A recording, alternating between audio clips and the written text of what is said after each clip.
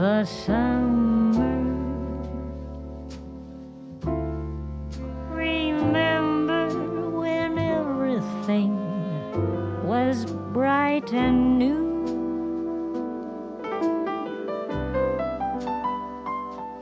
That walk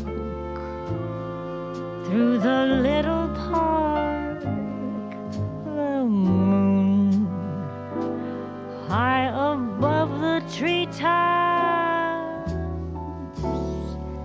the smell of magnolias in full bloom.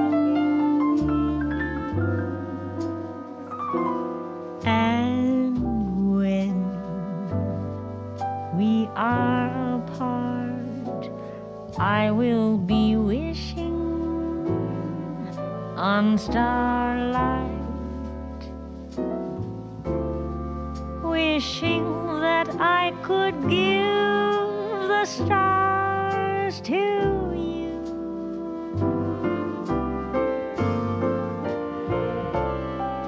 Who knows if tomorrow may bring us the chance for a brand new start. Till that moment, you'll be in my heart.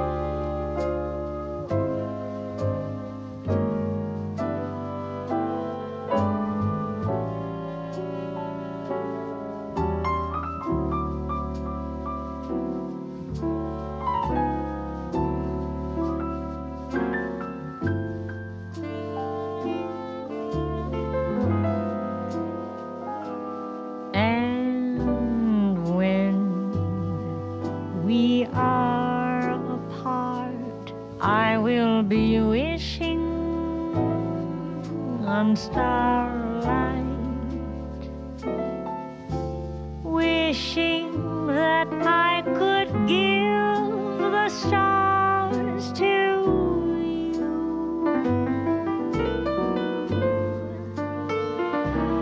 Who knows if tomorrow may bring us the chance for a brand new start.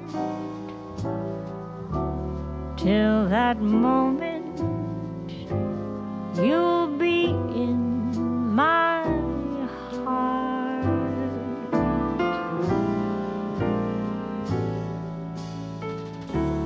Till forever, you'll be in my heart.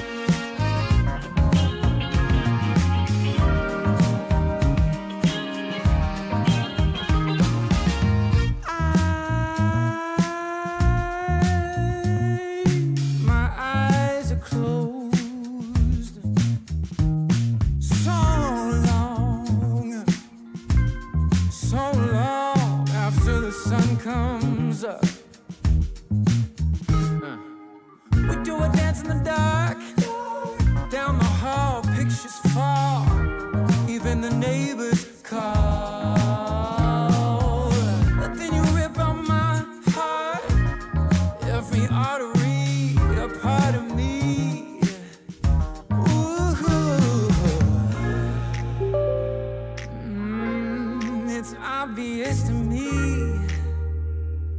But you love to watch me bleed.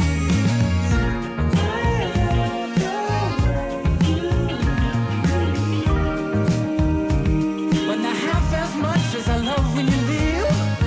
I hate to see you disappear. But I love to watch when you're walking away from me. Walking away from me. Yeah, yeah. 'Cause I could be anything you want. I could be anything you need. Baby, tell me it's something real, and I'll give you everything. Every now and then we can smile. You know I can't help myself. They play around with me for a while. Keep tearing me up until there's nothing left. Ooh, it's obvious to me. Yeah, you love to watch me bleed.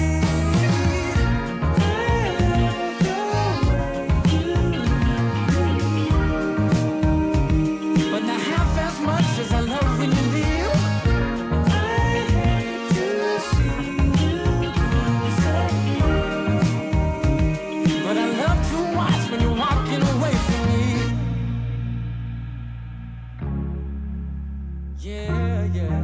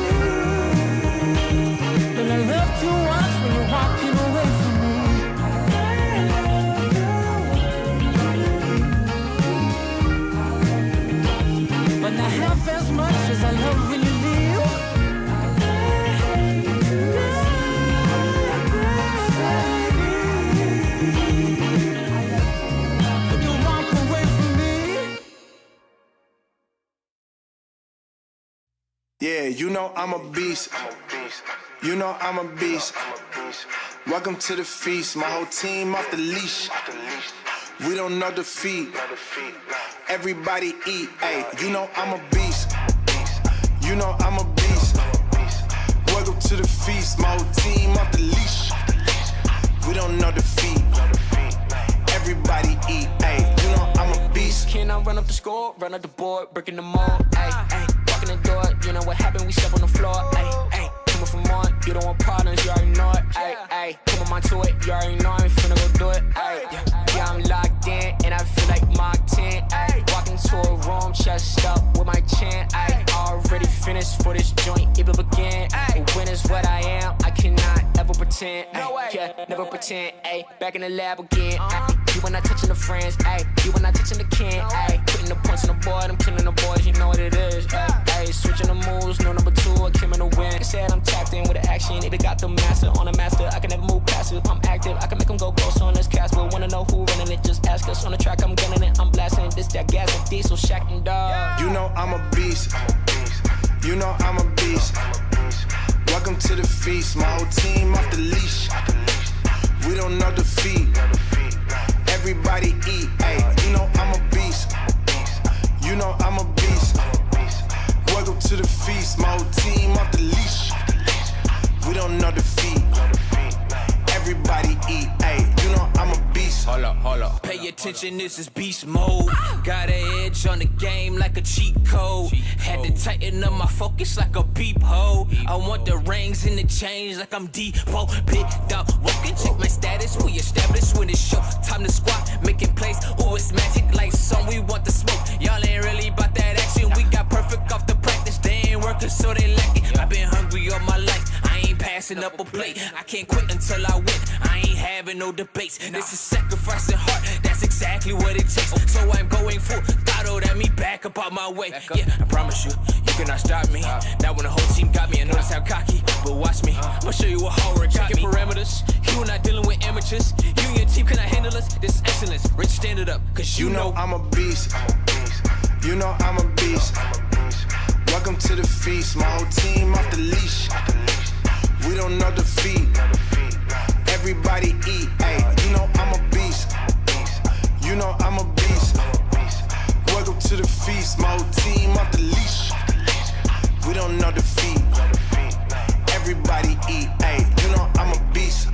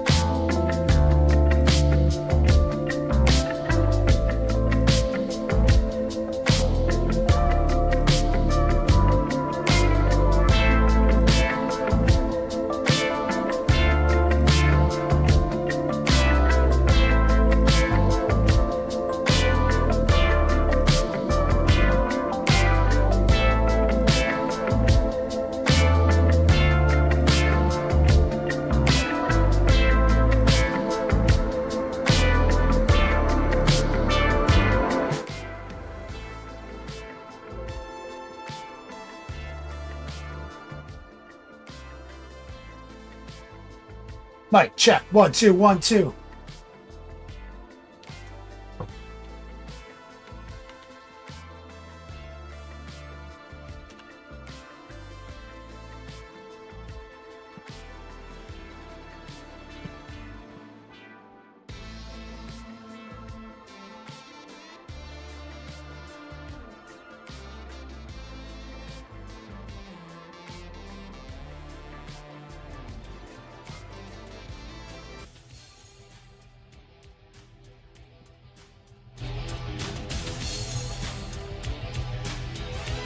Battery hammer. Tallest. Muddy funster. Recoil. Jack, You're first killing me, support Cops Smalls. Express, and I'm talking to whoever's listening Nate. out there. Dr. I D. told my last wife, I says, honey, I never drive Goat boy. faster than Love I can minis. see. Besides that, it's all in the reflexes. Rhea Prey. Pothas UK. Largest man in the United Kingdom. Oh, cheap followers. Jorf. Yes, we'll get that email. Right? When some wild-eyed 8-foot-tall maniac grabs your neck, taps the back of your favorite head up against a barroom wall, and he looks you crooked in the eye, and he asks you if you Let's do it!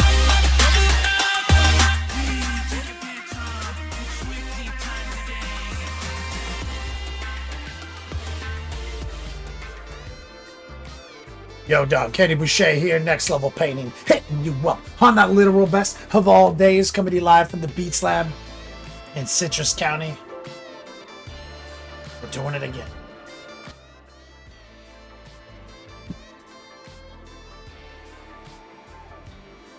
Guilty O'Neill, what's up? Mikey.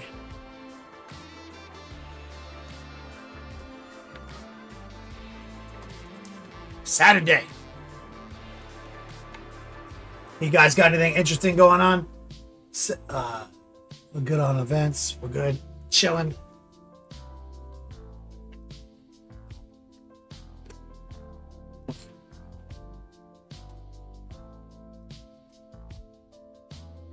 I get caffeinated.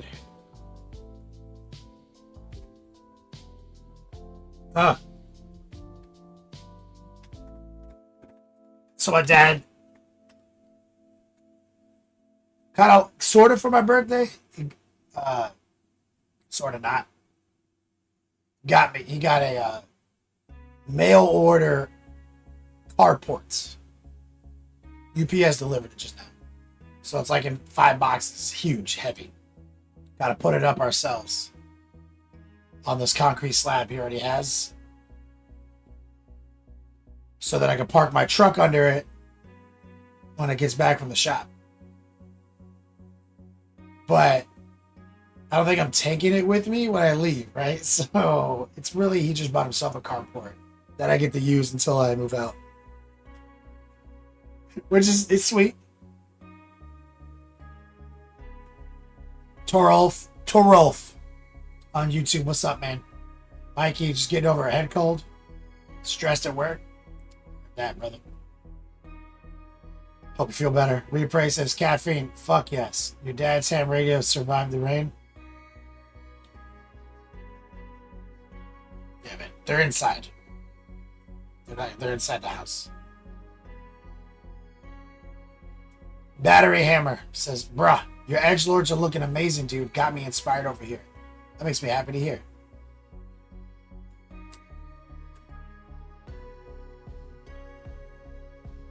Let me see if I can center this more.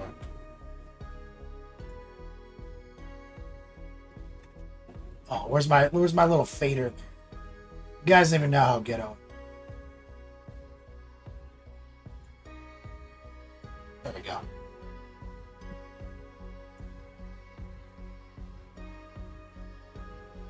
Battery Hammer, I'm happy to hear that. Gonna generate some hobby momentum. Dr. D says, how heavy is the portable garage gonna be? I don't think it's portable.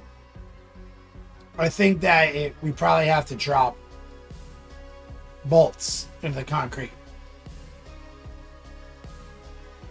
I haven't looked at it yet, but my dad had mentioned something about that last week. Like, I think, yeah, like he asked me if I'd ever done that before. So I think it's like in my mind, I think it's like just 4 posts, right? With feet on them, probably with 4 bolt holes on the corners, right? And I think you just lay it out, and then I don't know if it accordions out or if you have to get on a ladder. My dad, we'll see. We'll see if 41-year-old who sits in a chair all day and a 70-year-old man can build this thing by themselves.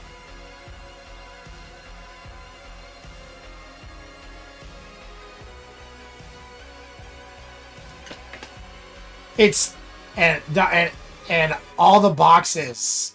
If it's the cumulative weight of all the boxes, Dr. D, that they dropped off, it's too heavy. It's heavy as fuck.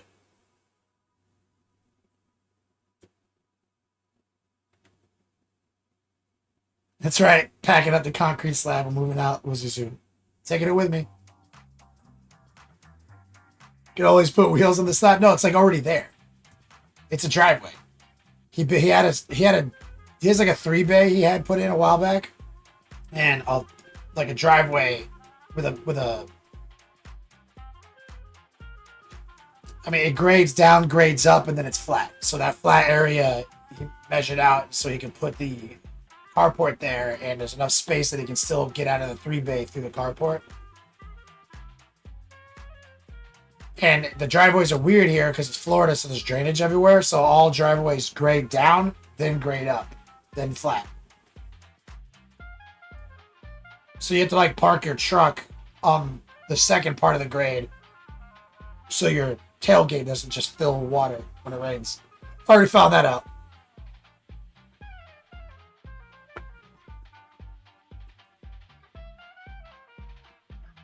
Mikey, how big is the truck? I'll let someone else answer you. It's the greatest truck of all time. Repray. Also, you're sounding less dead than a week ago. Yeah. My dad was like, you have smoker's cough. It's your vaping. I was like, no, man. That hasn't happened before. Went to Adepticon, threw my voice out. And longer to recover than normal because I'm 40.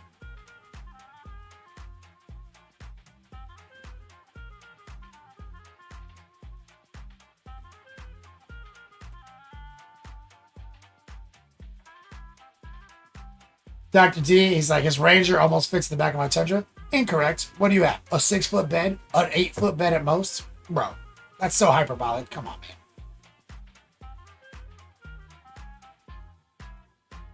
Like, my truck has a 6-foot bed.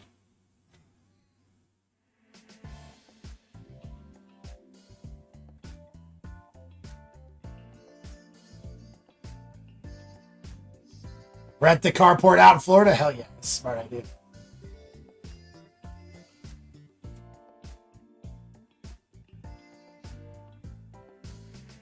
Reappraise, if it was sold on Amazon, it's either assemble itself or it'll need to be returned. I don't think it got dropped off by UPS, so I don't know.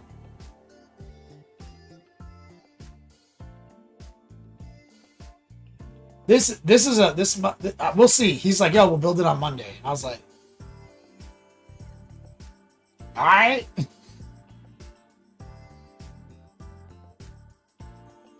We're gonna, like, they put the boxes on our front porch, and so it's like a solid 30 yards to move the boxes to where they need to be. I'm like, bro, we're gonna move those boxes over there. We're gonna take a 2-day break.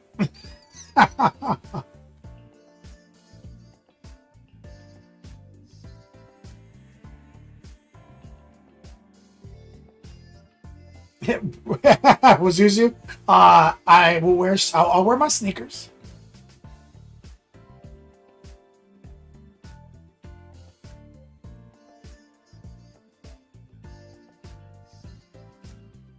Love minis. Ever notice how most father and son stuff involves concrete? Yeah, my dad is all about concrete.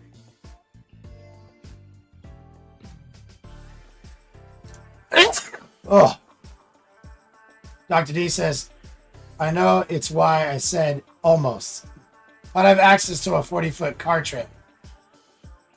Yeah, we could put your truck on the car trailer. Any truck goes on that. Bro, it's not that small.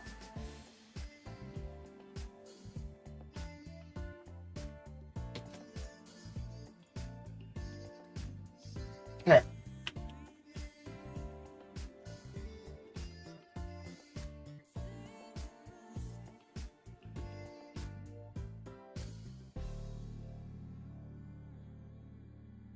It's a 4-liter V6, first off. Towing capacity up to almost 6,000 pounds. It's the Ranger Edge, so it actually has truck stuff on it.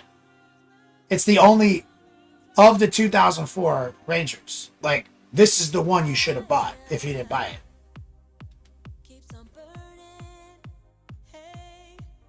Has actual suspension and stuff. 72-inch bed, so 6 foot. Let me see what the weight is. It's heavier than I think it is every time. 3,200 pounds.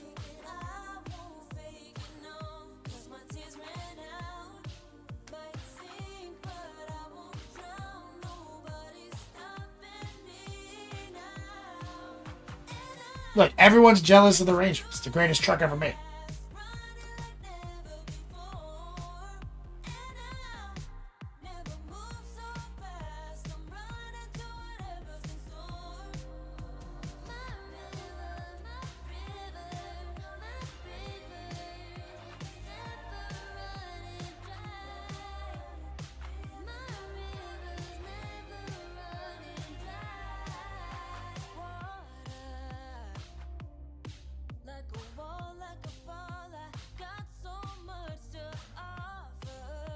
Here it is.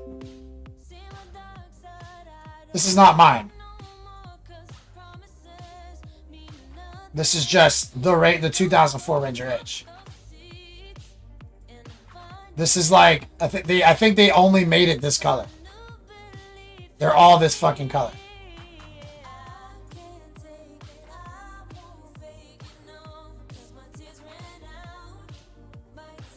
It's definitely the biggest Ranger they made.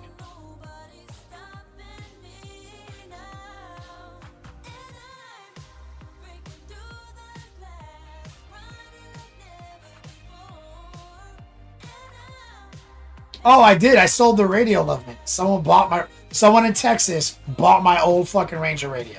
Oh, I forgot about it. And then I got a notification that I had to ship it. And I was like, oh, fuck, someone bought this? Yeah. So I straight up sold the old radio. See, this is also, guys, I talk about the Ranger here because I am going to deduct the paint job as a business expense. Because you guys are involved in that process, and I am literally a painting instructor.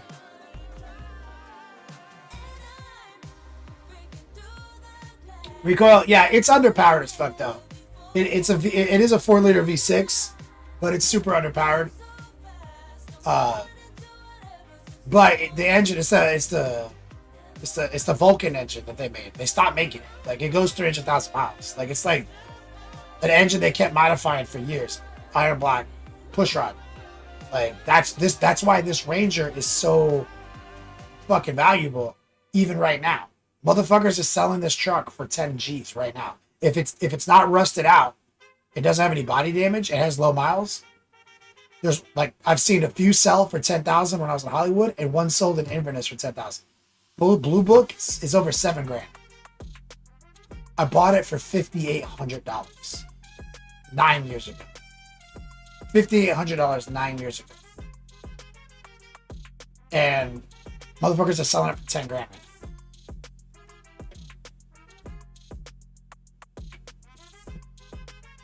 Repray, you were looking at a Ranger before you got the Explorer. I almost got an Explorer, but I got this Ranger instead. Mikey, what is that? What's a Ford Cortina? New gamer? And the funny thing is, new gamer, he's like, shut up, my Southern credentials. People are like, yo, when did you buy a Ranger? It's like, dog, I've been driving this Ranger for almost a decade. Like, this is my daily drive in Hollywood. But the difference between this one and mine is all the clear coat is gone on the hood and the roof of mine. Mine looks really bad. It's completely spotted out down to the metal. Look, and there's tiny little rust spots on the roof here and there, tiny. So that's why we had to make the decision to repaint it, because it's either like if I don't, it's gonna rust out. I have to get that. We have to fix that, or I'm actually is gonna become worthless.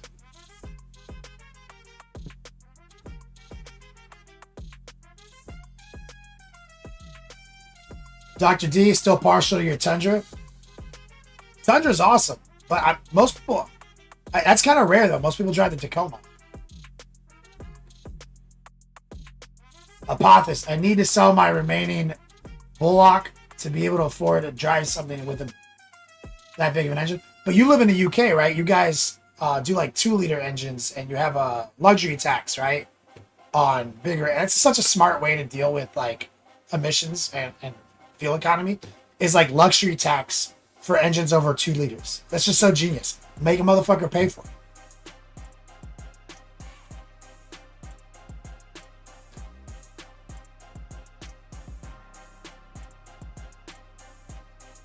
Love minis. You can't sell small trucks to states without a huge tax. So isn't that importing? Like you can't get those like small trucks from Japan and everything? The chicken tax or something?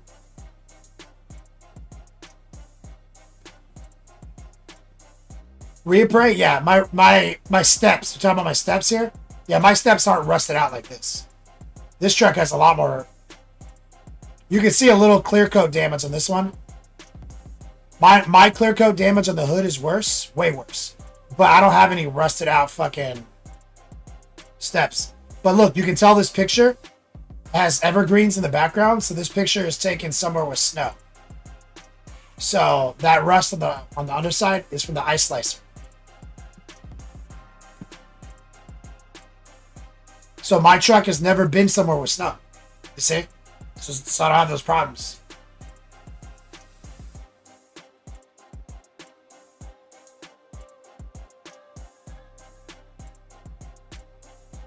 Love minis. You have a little Ranger too?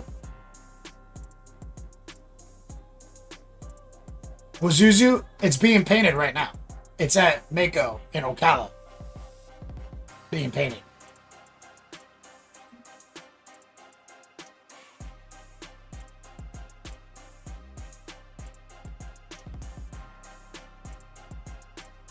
Our Bab, your son has a 5-speed gear. Great car. What are we talking about? What kind of car? Professional comments is deduct everything. Post the process on your Insta Patreon. That's why I'm chronicling this, guys. That's why I have so much content about my truck. So that I can reinforce my position. I'm a lifestyle content creator that talks about painting. My truck has become an integral part of my content. It's not cheap. I thought paint jobs were cheaper on cars. I was shocked. I was shocked.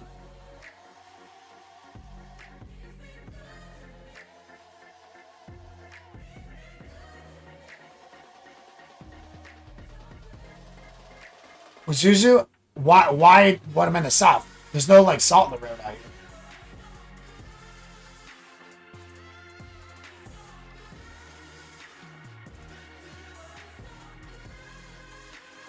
Sormon says there's a gas guzzler tax on sports car engines here in the US. Oh, I didn't know that. Yeah, Toyota has a new truck that can't. It's a micro truck, right, Dr. D? They don't want us to have those awesome micro trucks with good.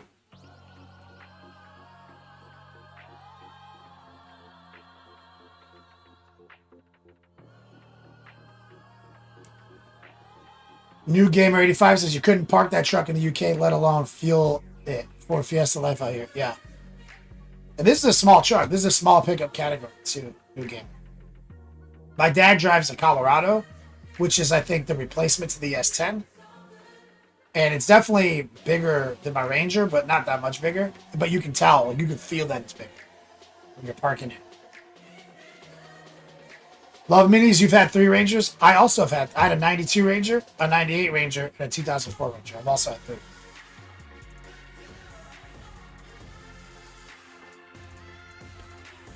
The humidity was Zuzu? Okay, that makes sense.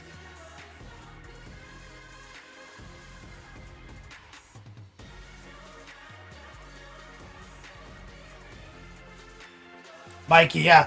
Because this is an old engine. It's not like modern shit, you know. My dad's Colorado has like a 3-liter or like a 2.8 liter. Small. It's like 4-cylinder. And it absolutely is bigger and has more power. Like, it's so much more sophisticated.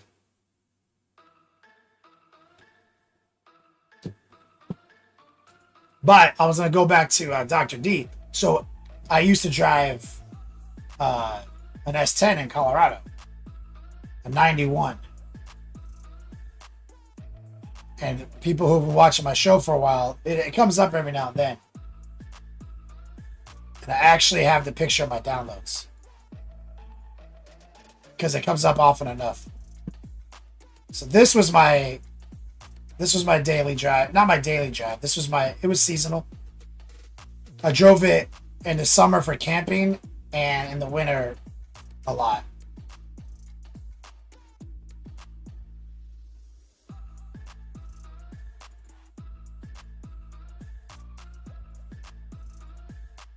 So this was my Colorado.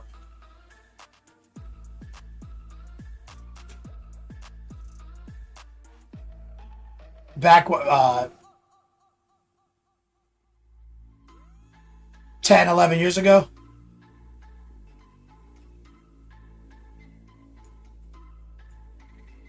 See my blue door? That's my best door, baby. I used to roll with a Toyota truck club. It was all Tacomas. And we'd go out in the mountains and do rock crawling. And they all loved their Tacomas. They had sick ass, like just really nice, just such nice cars, right? I love them. But they all had higher like truck payments in there, and they were always worried about stuff. I would do anything in this truck. This is a 91 S10, 4.3 liter throttle body, granny geared, fucking the 4-wheel drive mechanism on this was so preposterous. 6-inch in the back, 4-inch lift in the front. This truck was a fucking tank. They'd all like at first be like, look at this guy, this hobo. And then by the end of any outing we did, they were like, that truck is the best fucking truck I've ever seen. This truck was the greatest. But it did break down all the fucking time. Yeah, Dr. D, S10 parts are everywhere. Yeah, and they're cheap. Like, shit would break on this. Like, I remember I dropped, my U-joint broke. And I was like, I went to like Napa and I was like, give me the finest U-joint money can buy to replace my U-joint. After one outing, they were like, that'll be $13, sir. Ceramic gold plated.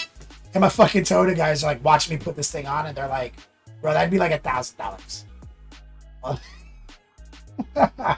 Fucking fuel, the water pump would break all the time on it. Chevys break all the time. Every Chevy, I've had 2 S10s, they broke all the time.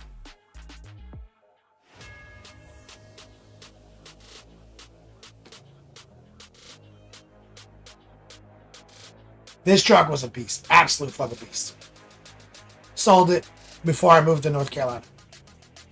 But my Rangers never broke. I sold my first Ranger. Got a 94 S10 with the Vortec. It broke. Sold it. Got a 98 Ranger.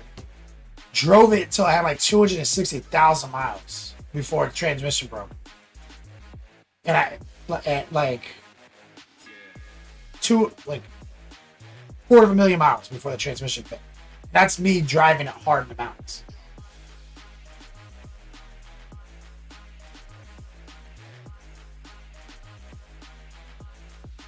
And there's a picture, I need to track it down, of me in front of the 98 S10, in front of the 98 Ranger before I was gonna take it to Colorado. So I have to find that picture because I'm gonna do a picture, and it's painted, it's light blue. So I need to find that picture and recreate it when I get my 2004 out of the shop. I need to recreate the picture. This is like 2003.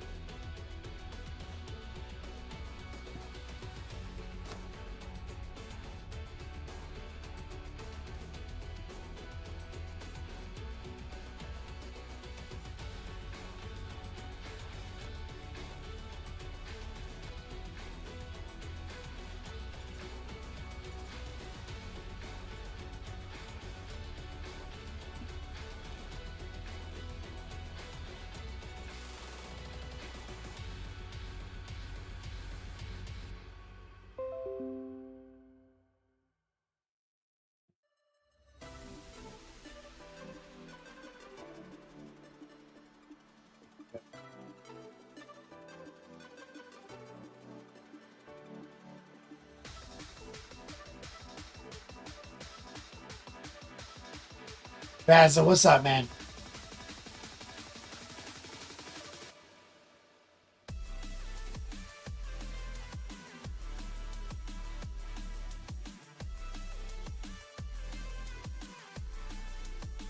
Yep, but this truck is not my Ranger right now. It's not burly. It's not bad. It's not like badass. It's just stock. I put slightly bigger tires on. It's just super reliable, holds its value. I want to drive it for 10 more years because it only has 99,000 miles. So that's why we're paying it.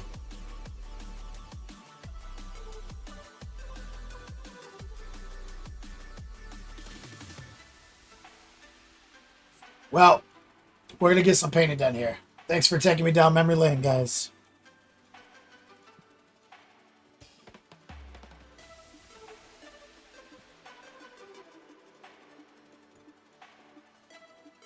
Birthday stream, retirement stream on Tuesday. Our very next show. Dice giveaway, $500 in prize support for monuments we're giving away for free. I've got my wish list. Somebody picked up my grill for me. Thank you.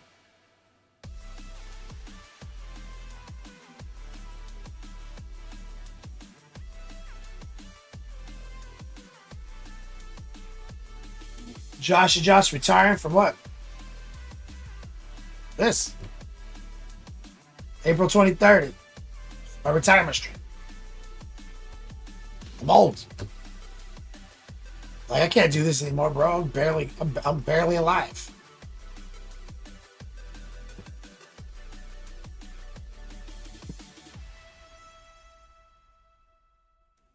Joshy says, then what? Like, after I retire, I'll probably, I don't know. Probably chill, paint some models, maybe stream a little bit. I don't know.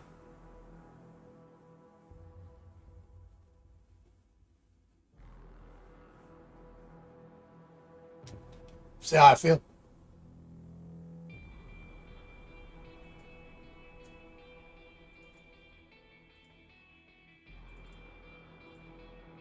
Two XO dogs every weekends, guys. Exclamation point patrons.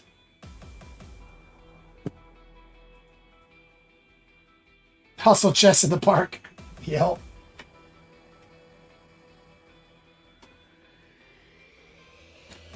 Going back to pouring concrete. That's that shit that cracks me up. My dad's always like, yo, help me with this concrete. You're a concrete guy? I was like, Dad, I'm an artist. Yeah, but you used to pour concrete. Yeah, man, like 14 years ago. Like, my hand, I have baby hands, dude. I've been painting models for 14 years. My hands are so soft. Every female I interact with, when they touch my hand, they're like, are you serious right now? I'm so jealous of your hands. I'm like, you too can have hands this soft.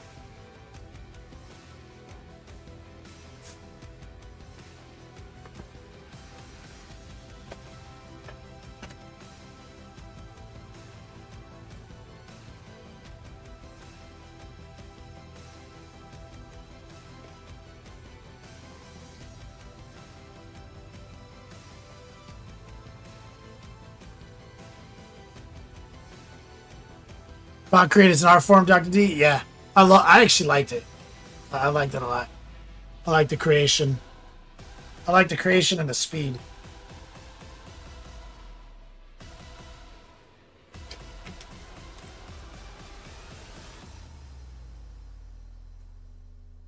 what I consider painting a taxidermied alligator, which is no.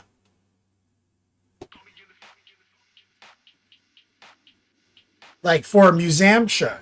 For a private collection, no, that's foul.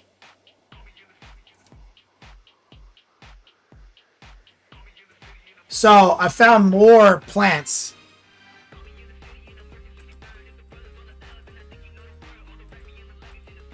So I've got these Venus flytraps. I've got these like succulents. So I looked through and I've got even more plants. So I started pushing more and more alien plant vegetation onto the bases. Because I'm really trying to create this alien landscape crash wreckage narrative.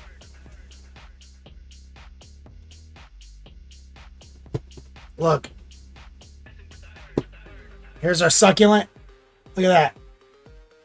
Look how fucking sick that is. And they got the alien color scheme. Another Venus flytrap kind of thing. I love it. What a sick way to make the bases look hot. Gamer's grass, baby. I don't think I have a command for them anymore because our sponsorship with them comes and goes. But Gamer's grass, guys. Here's our succulent right here. Such a good product. Mikey, no matter how hard I try, I'll never be as old as you. I could try hard enough, I bet. There's a way. You're just not thinking hardcore enough.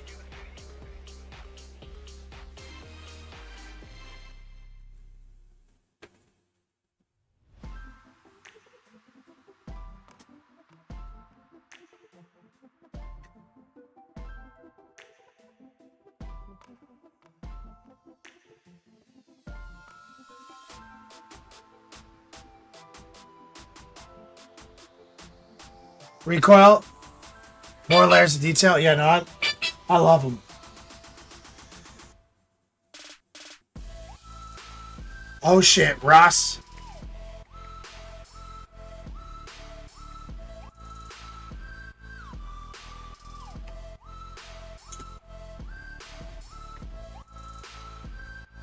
So what I want to... we got all this airbrush. But what I want to focus on is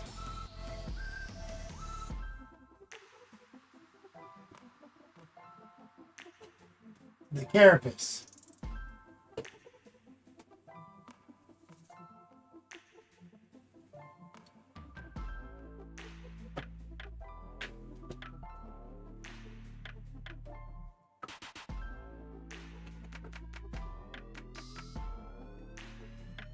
Damn it. We got so much stuff over here. I need to reorganize. This huge can of Four Loko is in the way of everything.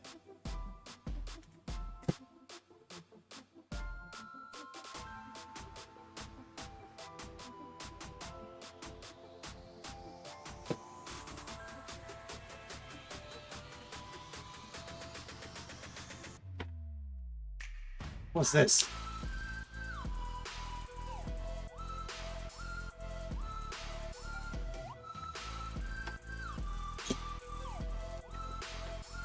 Go for it, painting. What's up, man? So I want to start here.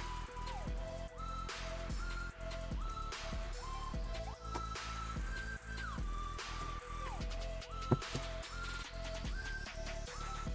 want to get one of these knocked out.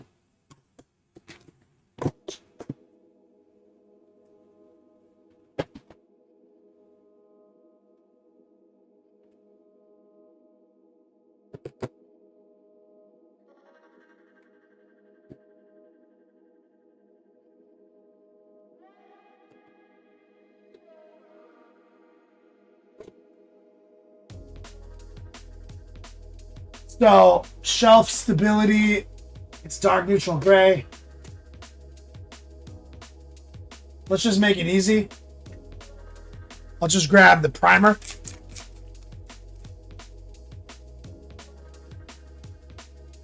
That's the dark neutral gray primer right there.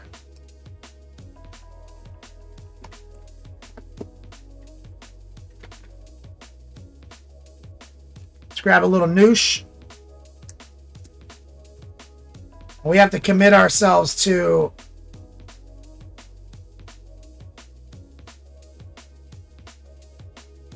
laying down a base coat. Got a number 4 here.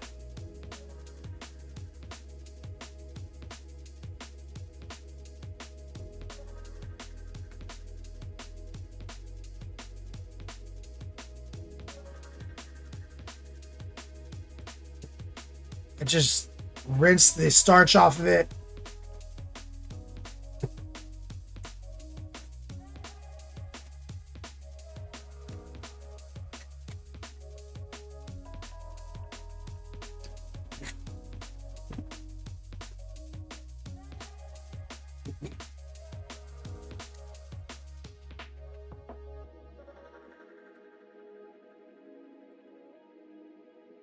So what we need to do is paint the pipes and chains. Pretty much everything. And we got to be careful not to get it on the pink. So we're going to use the number 4. We're going to heart pull with our number 4. I think that's a pipe too. Yeah. Right here.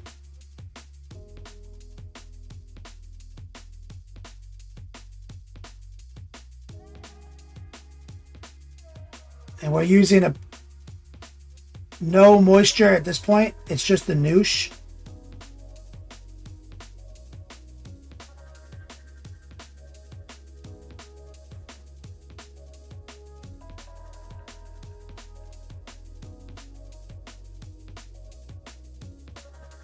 Which gives us pretty good work time.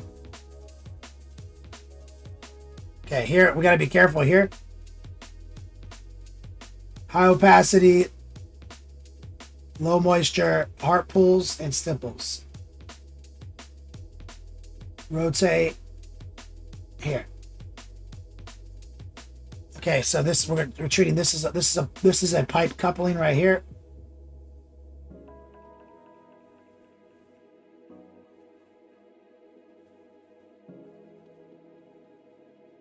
This is a short pipe, so just carefully stipple in and heart pull down, rotate. Don't get lazy and try to do things from the wrong angle. For example, you want to come in from this angle. Pull away from the carapace. You don't want to be pulling toward the pink. You want to always be pulling away from it. And we're not going to be trying to get all the borders and shelves that are too close and small with the number 4. We're going to get comfortable coverage, and then we'll come in with the small brush and tidy up any gaps. Might as well hit this chain since we're right here.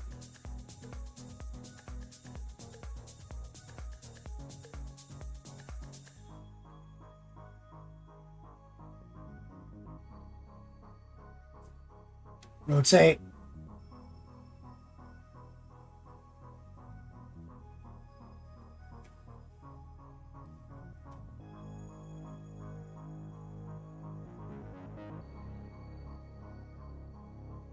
Again, the chain, do the top. Don't do this, don't do the risers. All heart pull. We're actually using dark neutral gray primer.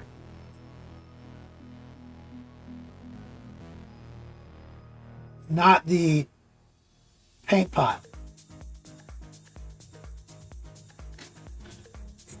Should be a tier up in coverage.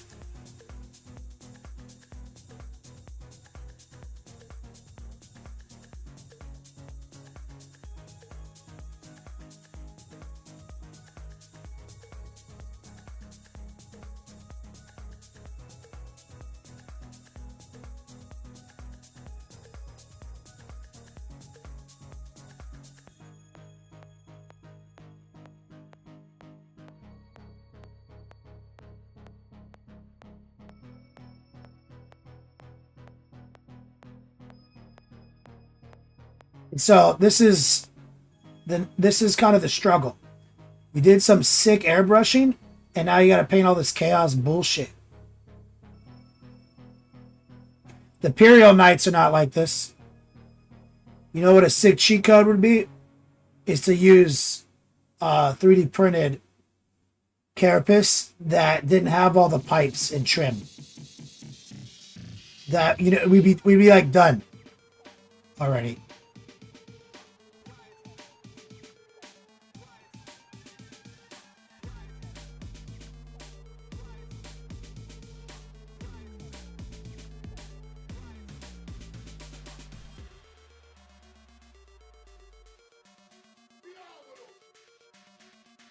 Let's get this chain right here.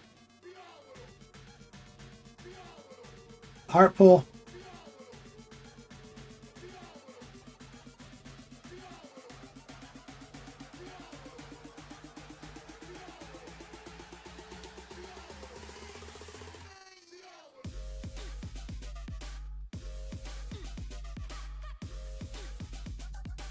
Pipe A.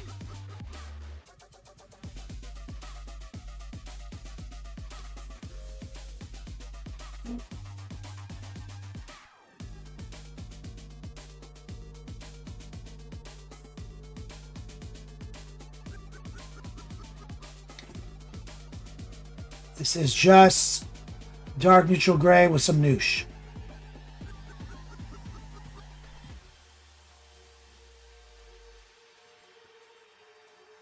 The noosh is helping me get good work time because sometimes when you're brush painting the primer, it does seem to dry faster than the stock paint. And so sometimes you'll notice that you can't get it as smooth as you thought you could.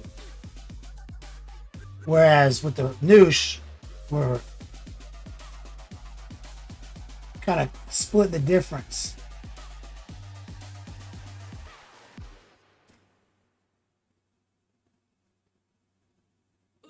Here's a panel.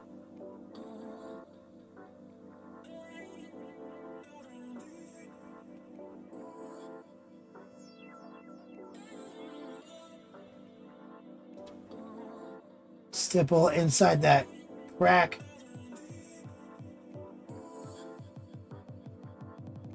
Heart pull back. Don't get it on the fucking airbrushing. That's always the chaos bullshit struggle. And so you do have to kind of plan your projects. Like, for example, with the Aramon and the Thousand Suns, I wouldn't worry about this because there's so little actual like armor. When you actually look at it, you're not really getting any transitions. So you're painstakingly cutting in trim for almost no reason. So with like a Thousand Sun Rubric Marine, just paint it blue. Forget the transitions. Then cut all this nonsense in. Any mistakes you make, just subtract from that mistake with the blue. Here, subtracting from a mistake would be kind of tedious and difficult because we have to match the transition.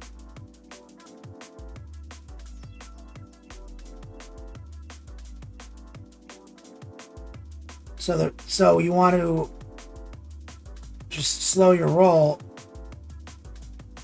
and get this down precisely. Bo's Magic, not a fan of the pipes. I don't like that they all have the same pipes.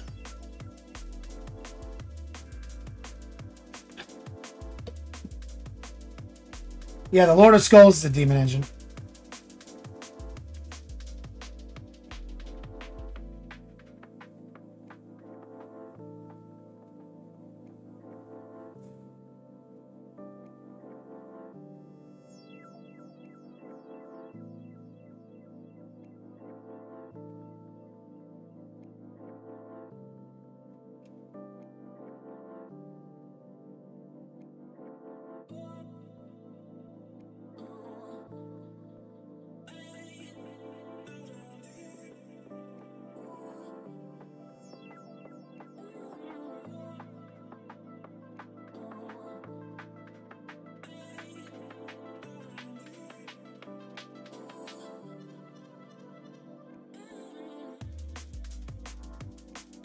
go.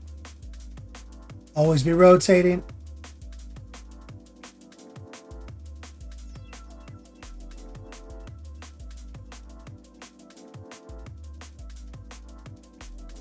Reapray. It's weird that they sold these initially in a box of 2, and they're both the same carapace.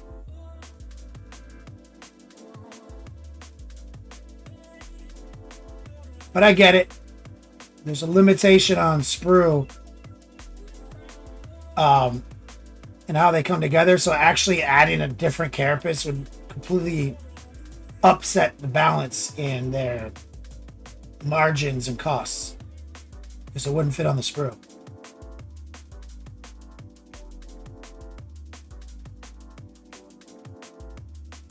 So I would have preferred a more nondescript carapace with more things you can glue on it, right?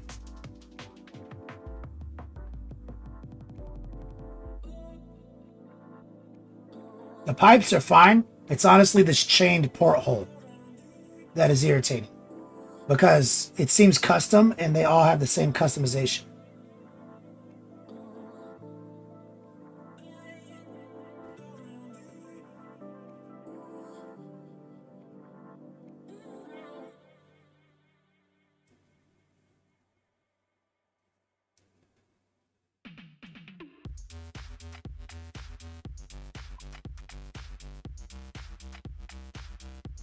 I'm also whining because we would be pin washing and edge highlighting the armor if it didn't have all this. So it would be like halfway done, but then it wouldn't look chaos is the other problem, right? So they are doing a good job of making sure the chaos variants feel completely different.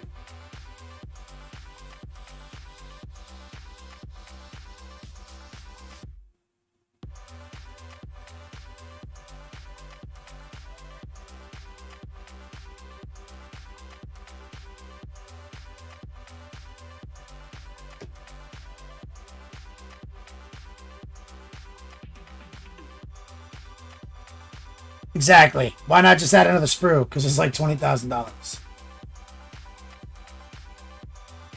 or more. They have to do a lot of work to get them on the sprues they get them on.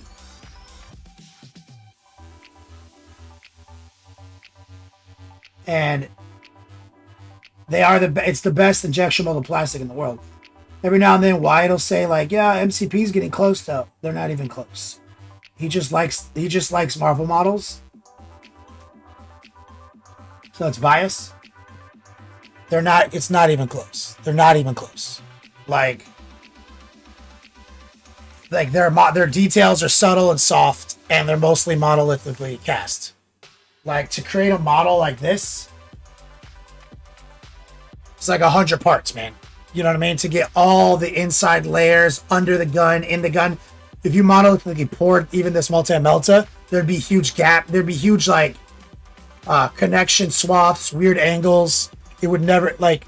So to actually create weapons and stuff and things like this that can come together and fit perfectly in multi parts to create a layering of detail, only GW does that. Nobody else does that. Nobody's even close. They are a industry leader in injection molded plastic.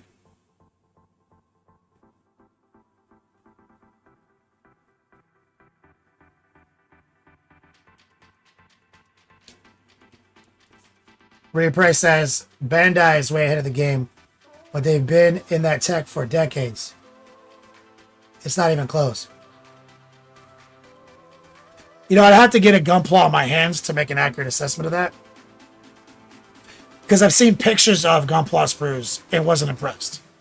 Like, seems like a lot of tooling goes into, like it seems like a lot of like a higher degree of craftsmanship is required to assemble a Bandai. Whereas like any hobo can make this GW kit. Like, you can be entry level child hobbyist and you can make this. That is the engineering sophistication.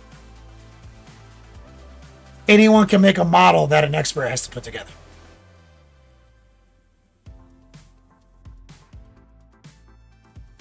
Like the layering and the stacking and the complex shapes.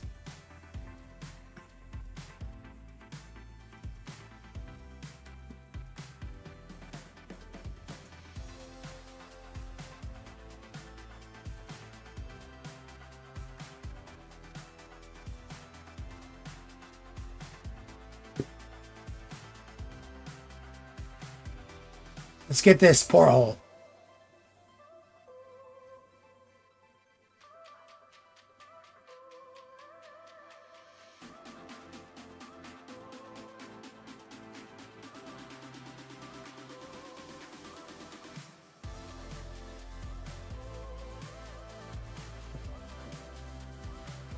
Trying to be careful here so I don't fuck it up.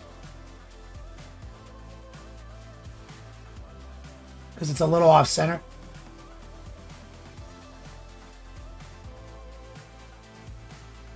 So it's kind of easy to lose the shape of it while you're painting it. So I went in with a thin coat just in case. I'll have to do a second stack there.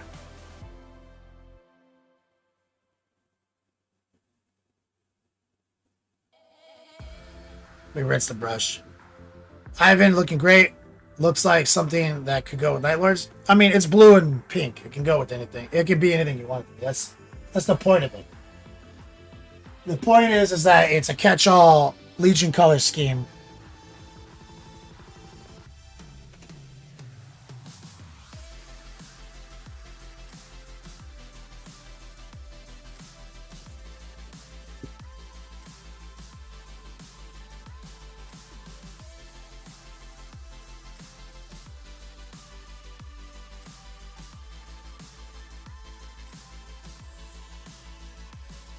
Yeah, I mean, I know that they're sophisticated replay. I just need to get my hands on one to see.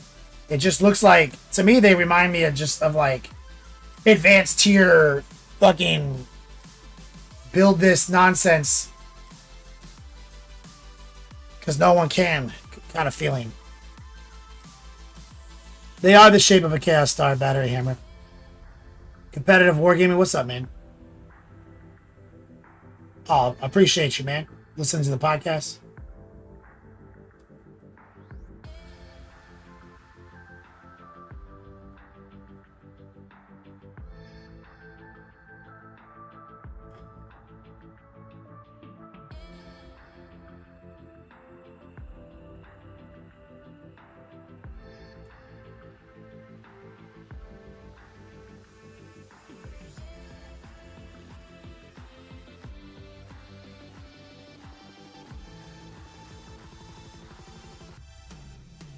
Okay, let's see if we can get this.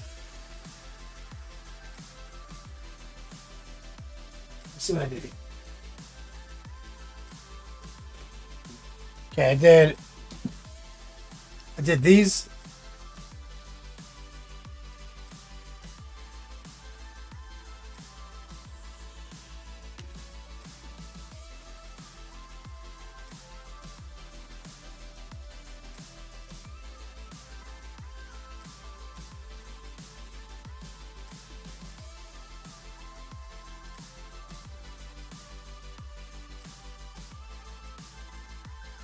Still just heart pulling. Rotate.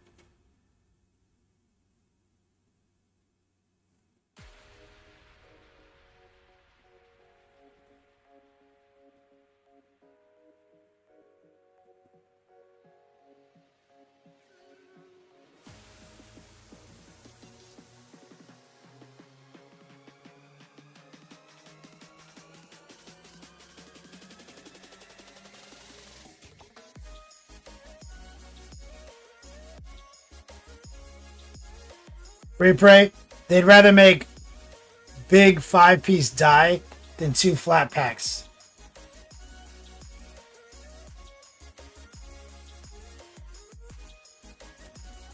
I don't know, it's like hard to explain. Like, Airmon is a great example. Nobody's making this. The simplicity of this cape. It's a triple layered fabric effect that fits together and hides its own seams with only a modicum of advanced hobbying required to fill a seam. Just the simplicity of that. Nobody's fucking doing it. Nobody has that. And if they do, it's like a cape that glues on weird and falls off that you have to pin in, thus invalidating the sophistication of the process.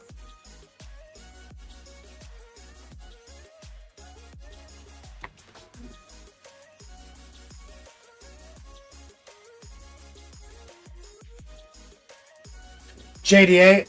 Oh yeah, the Halo game from Mantic. I asked them to give me some advanced copies. They said they couldn't.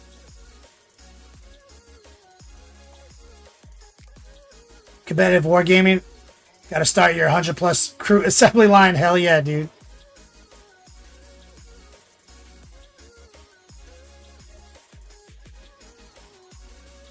Okay, let's load up.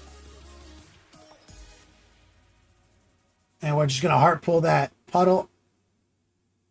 Little stippling and then heart pull straight down.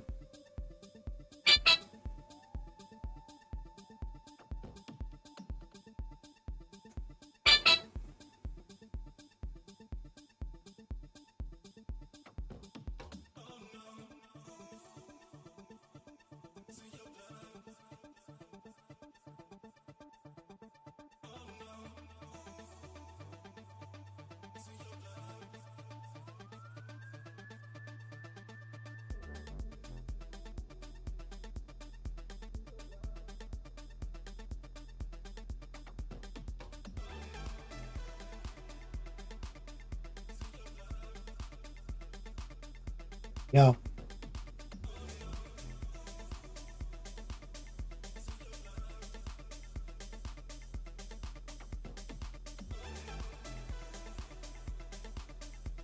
There's a hair.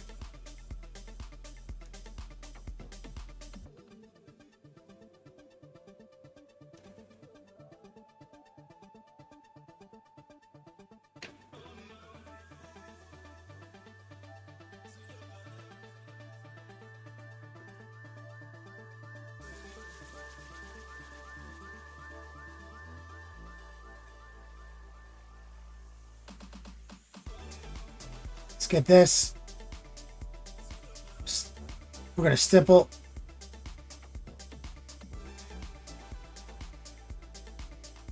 Heart pull. Rotate.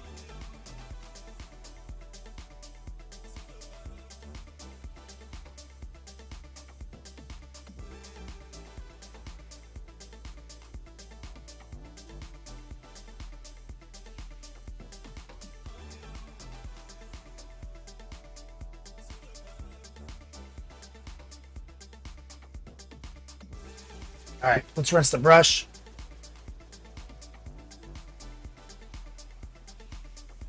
Let's pull out our number 1.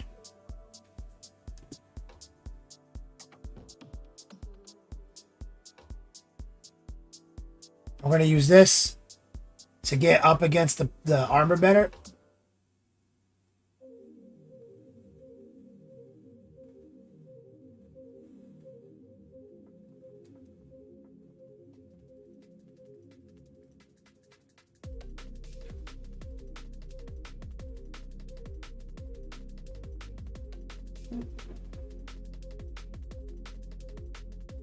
On the riser, instead of relying on the number 4 for that.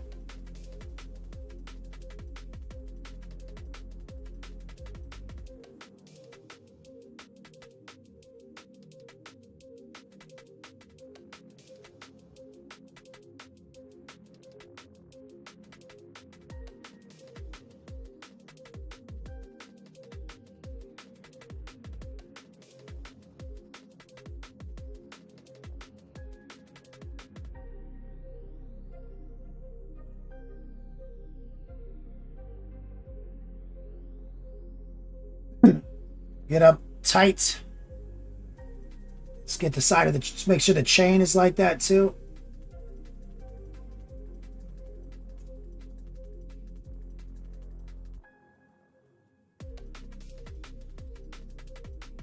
It's got to be right up against the pink. This is where you mess up. Heart pull.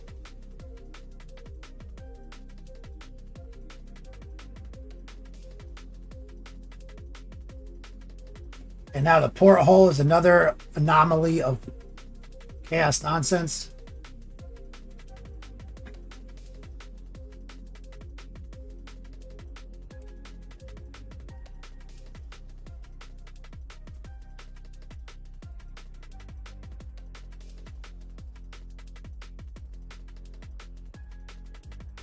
Using the heart pull right there.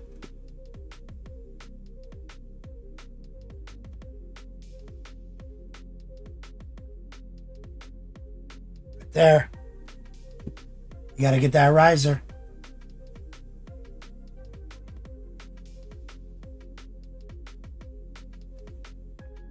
Let's get the riser on the chain here. Light brush pressure, pull back.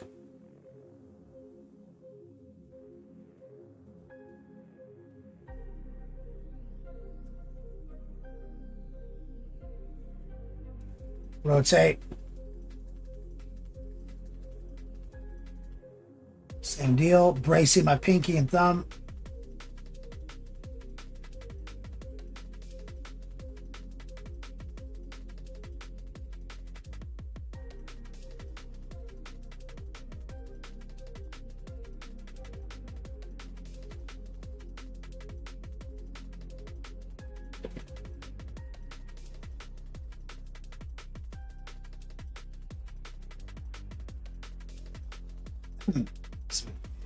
It's tedious.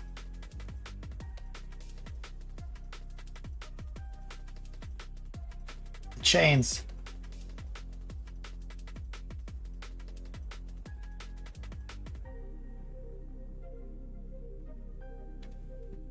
Right here.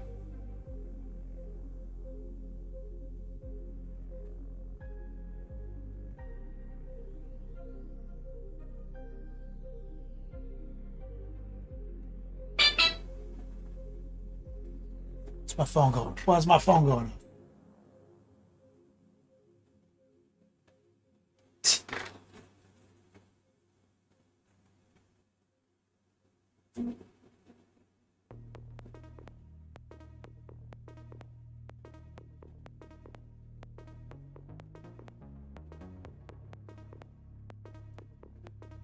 So much work goes into just getting this bullshit painted accurately.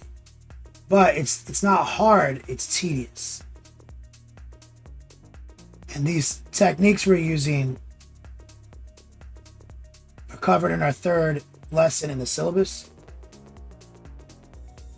for my classes.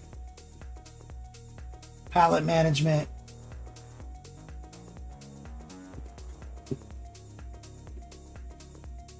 And brush control. And we've been using almost exclusively the heart pull. A little stipple here, a little stipple there.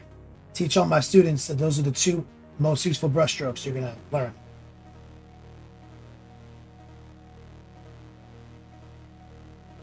We're just getting that little millimeter of space between the chain and the actual armor.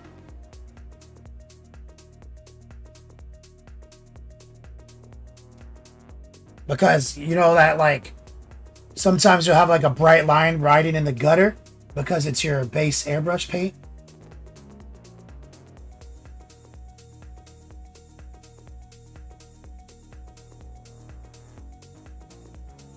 You need to close that gap.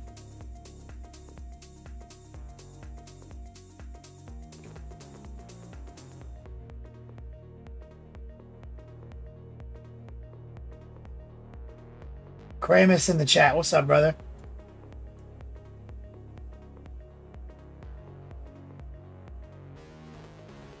Said Edgelord's looking good. Thanks, man. I'll show you where we're at in the project in a minute.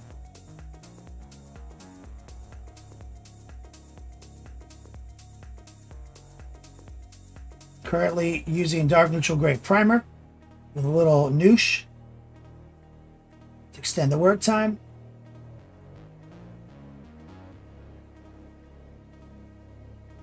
We're currently dragging this size 1 brush along the sides of these chains. Infinite chain, baby.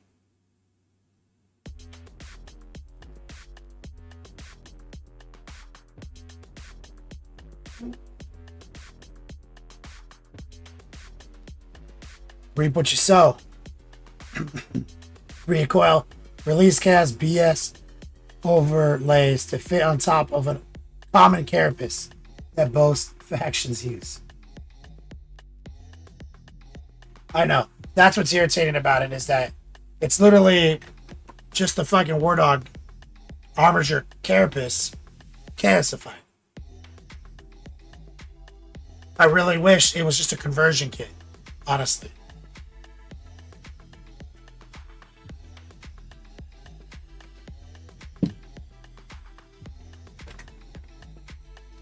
Kramus, back from North Carolina, visiting my folks. Good to be back in the Beats Lab, I bet.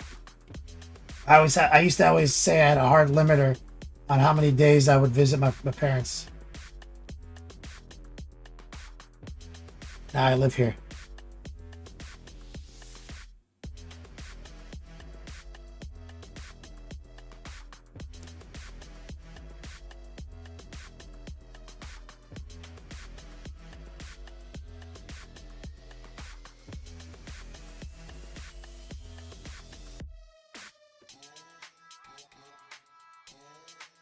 Let's get these hinges.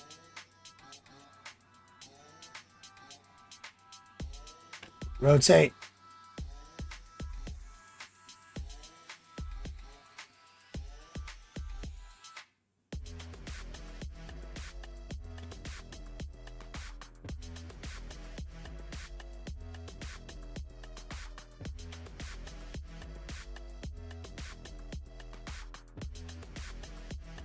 The porthole. Gotta get the interior.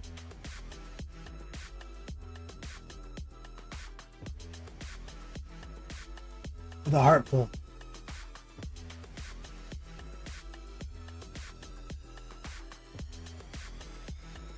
And a little bravery.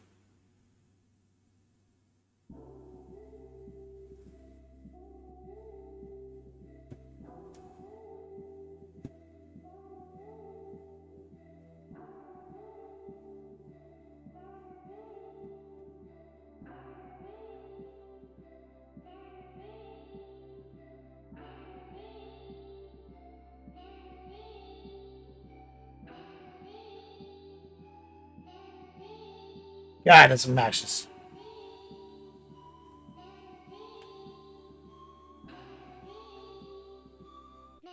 Preposterous.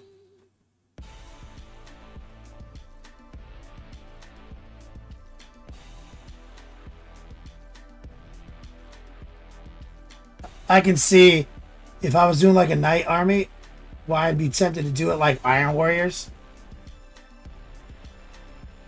Just to cheat on everything.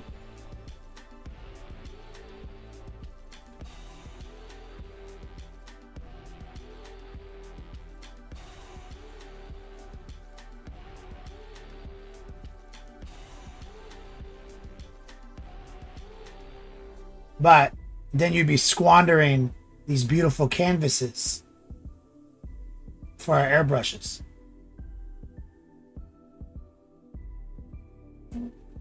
Because the knights are actually easy. They're easy as fuck. It's just, this is the part that's, this one bit is the one hard thing on the whole model. Kramer says, if they weren't on the other side of the country, I would do max 2 days. Heard that.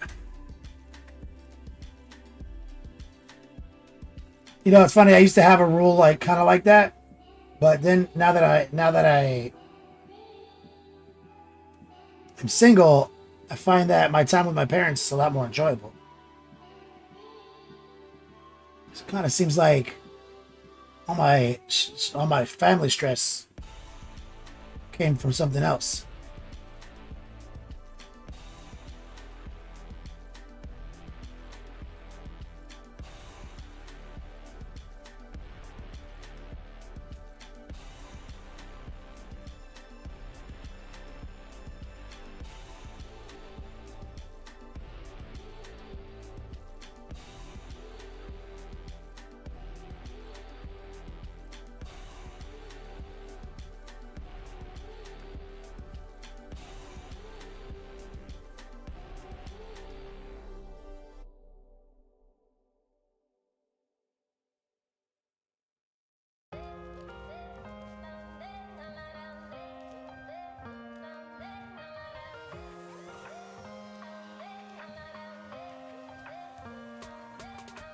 No.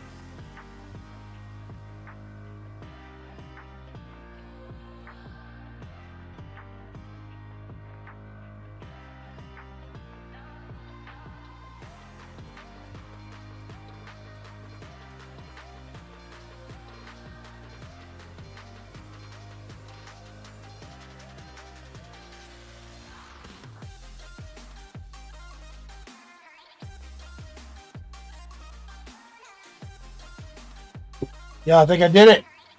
Only took a billion seconds. I didn't bother with the interior vent here because I'm going to paint white in there later anyway.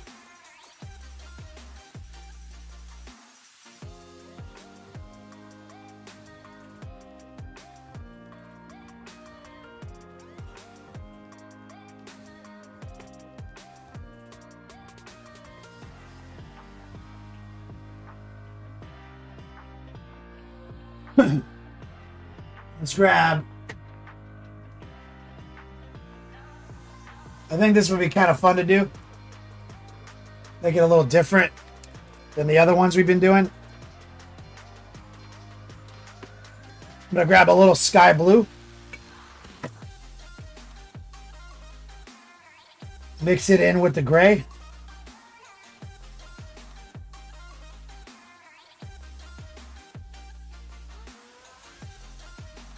And what we're going to do is a cylinder line right here.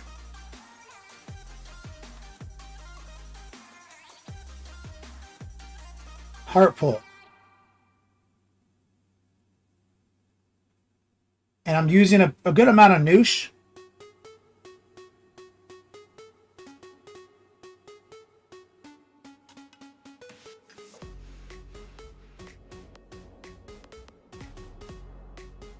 And a pretty wide line.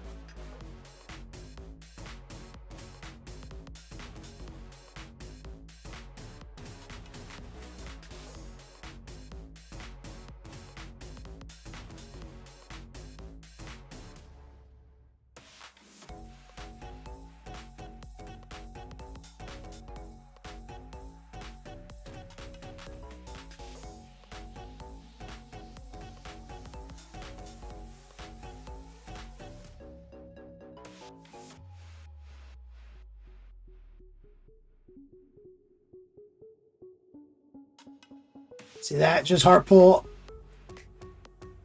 Center mass.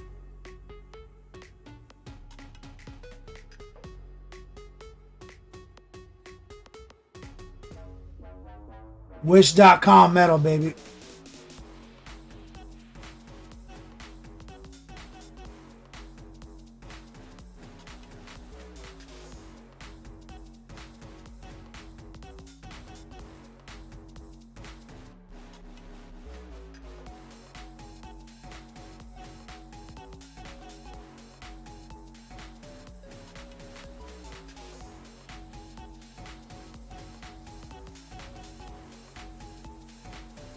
Imagine painting all that silver meticulously, beehole puckered, then throwing a wash on it or something. This is actually faster.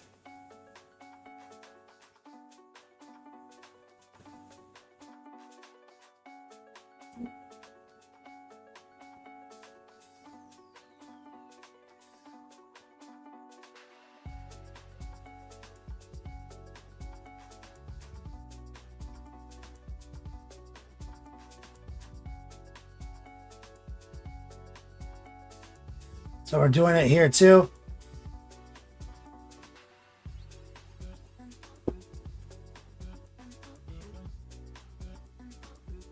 In the back.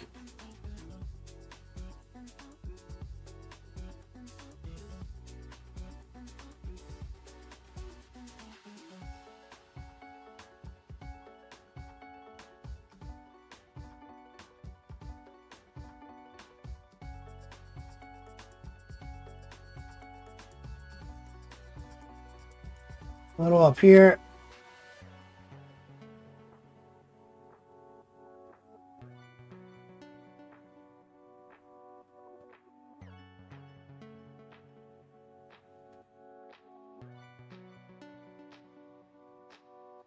Just let that chill.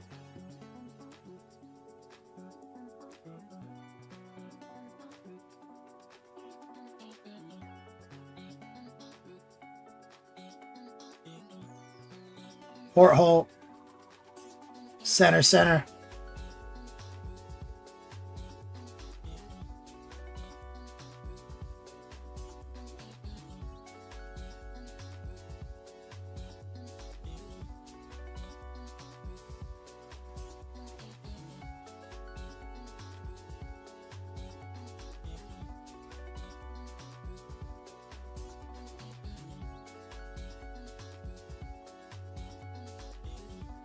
Easy, easy.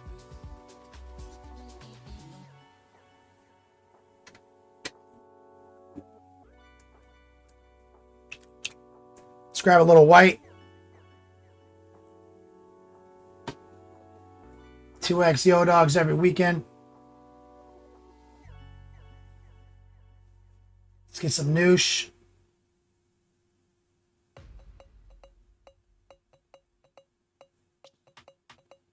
Add some white and blue back in.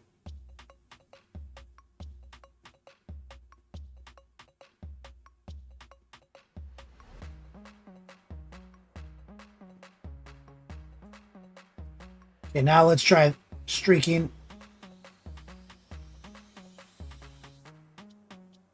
A little skinnier, you see?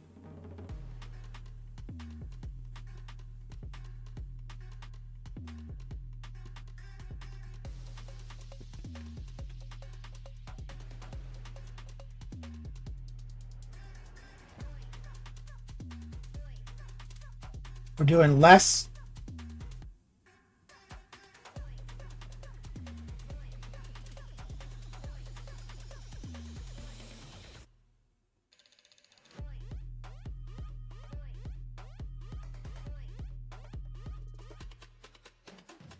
We're doing cylinder lines.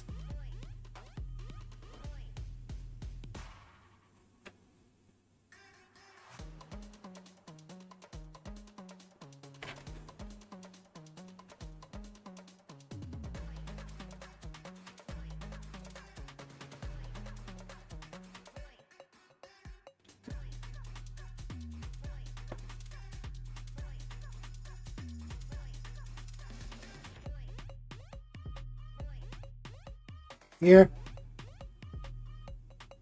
Coupling.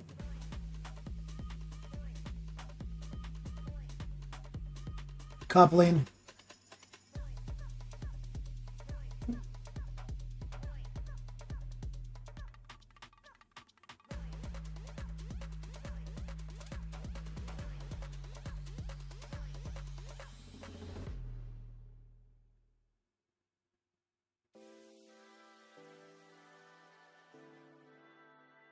There it is.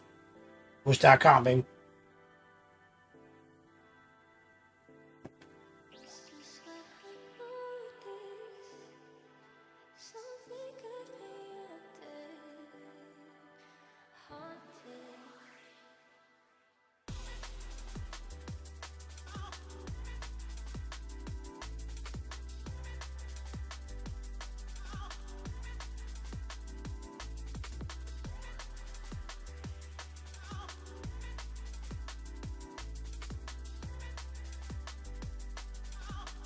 Cylinder line right here.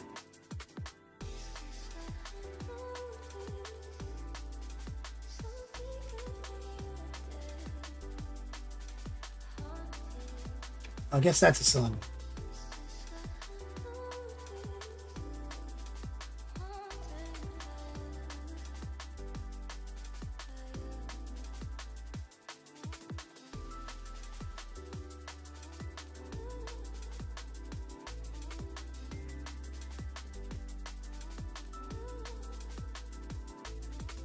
Just little heart pulls.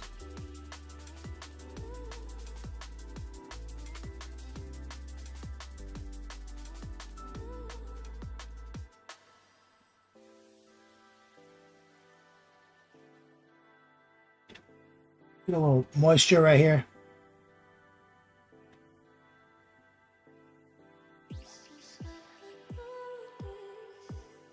And the noosh lets me kind of reshape it when I get a little off like that.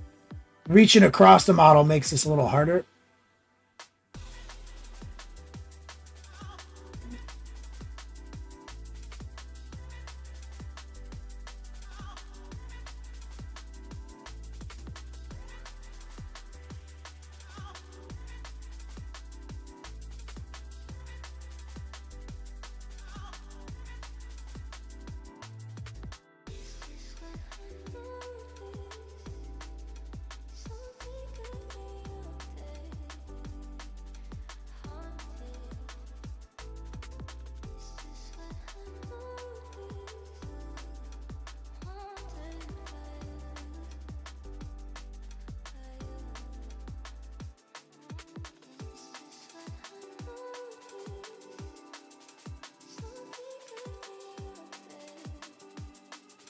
Those little couplings.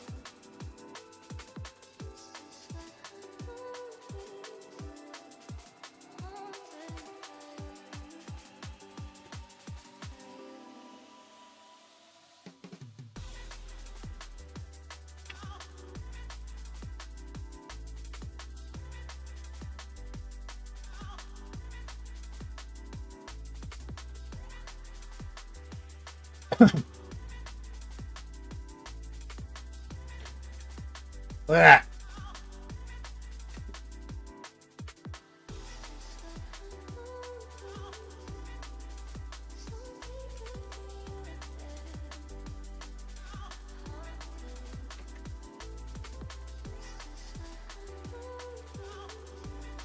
Kramus, do you use the stock red grass paper?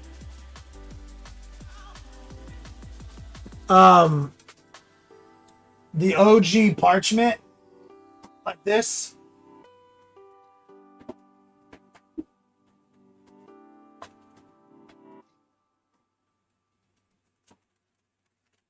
Like this. I like this, but you're not wrong. Like, it doesn't have a lot of longevity. This paper, this is the Game Envy. This paper is burly. You got to soak it. Once you soak it, it's good. So the Game Envy paper took me a second to warm up to it. So when I fill it up, like over the top, soak it, and then drain the excess. I soak it for a solid minute at least, and it's really good after that. So I think the Game Envy shit's pretty good. But yeah, you don't get a lot of longevity. And that's also partly Monument Hobbies too.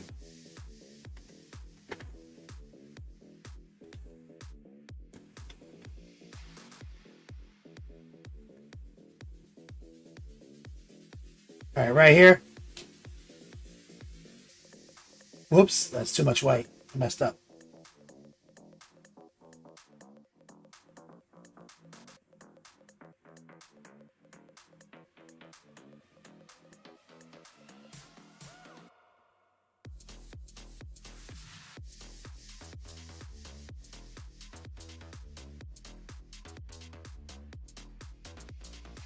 Tornado pattern. Basically a long heart pull, smaller, and goes shorter and shorter.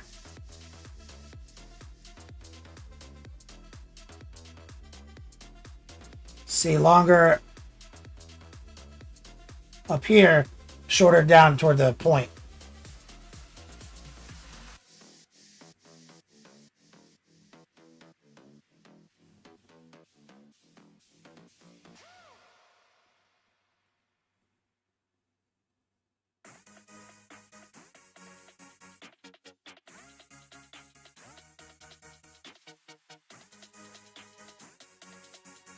And we're doing a tracer.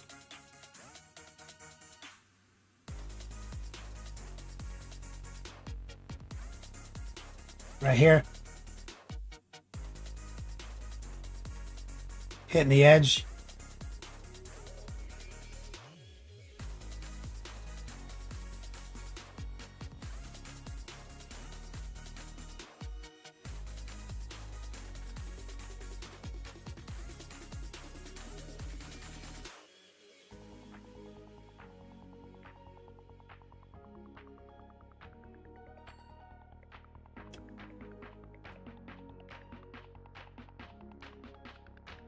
Yeah, Kramus, it fucks it up.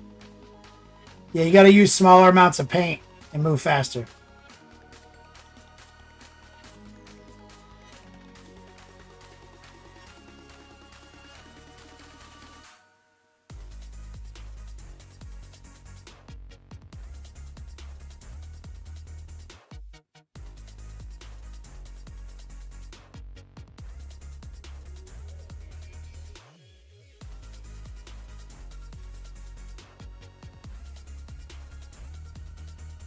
Getting this little eruption site right there.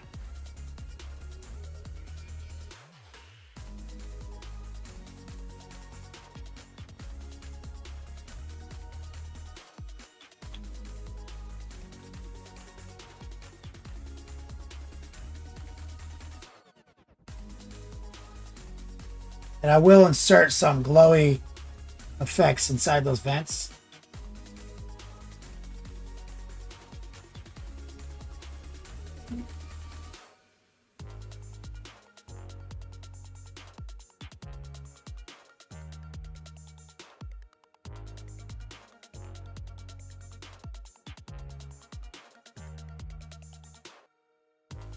Here, again.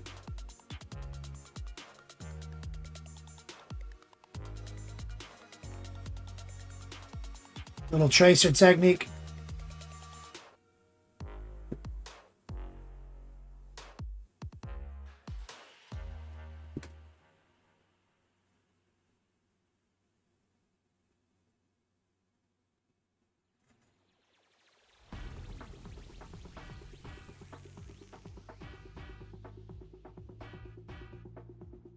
Get around the outside of that porthole.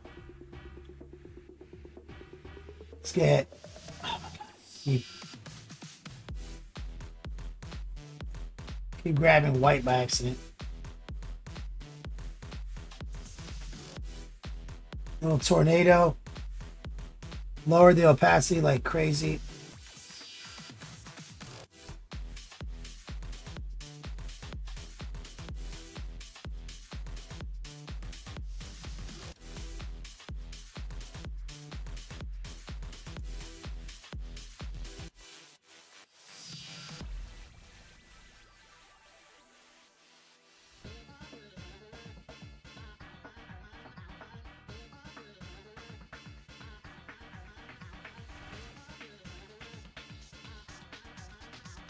I'm going to send some of the mid-tone highlight kind of this direction.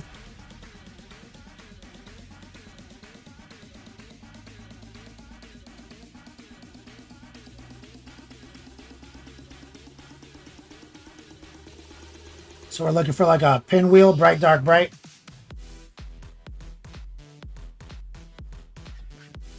Let's grab a little white.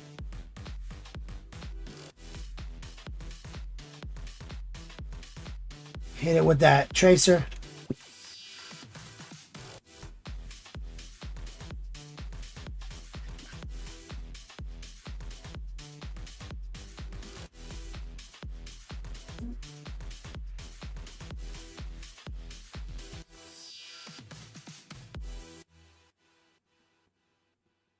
You want to hit the inside track too. Hold your breath, swing it from right to left. High opacity, a little moisture. This is straight paint. There's no moisture added.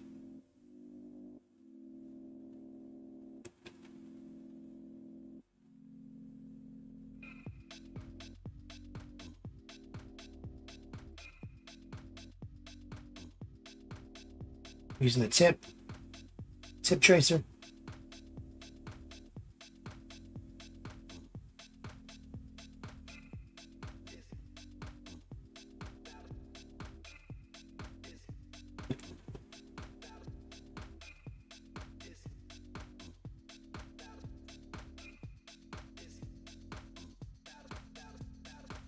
Bright, dark, bright. Let's get a little noosh in the mix.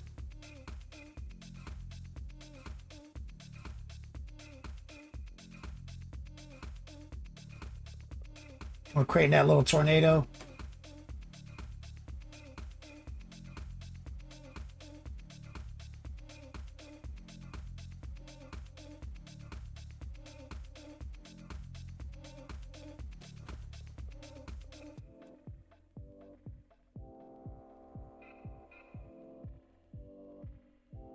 On a down step, not a little darker, a little moisture.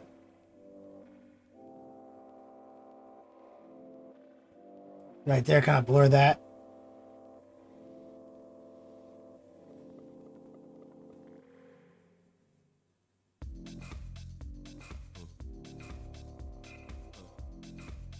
There we go. We want that bright, dark, bright.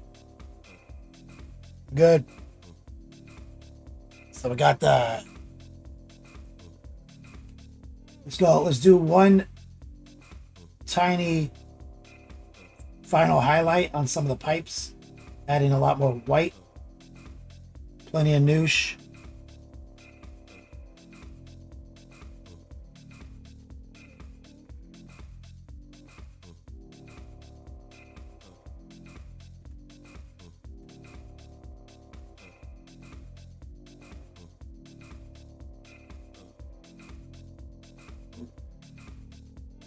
Say just ping, ping, ping.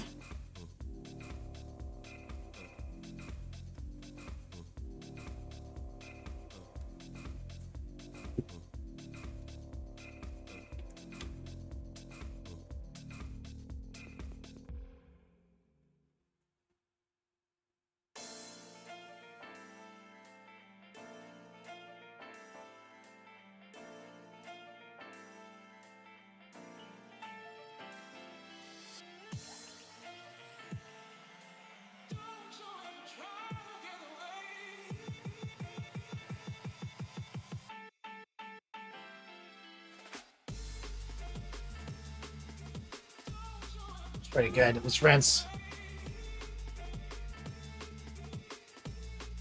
Let's take some white.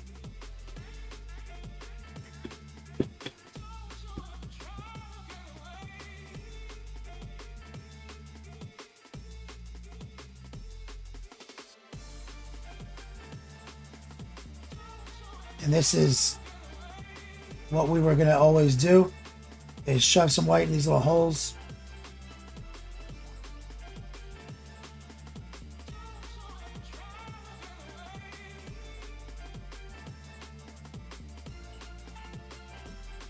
Using the heart pull and a stipple.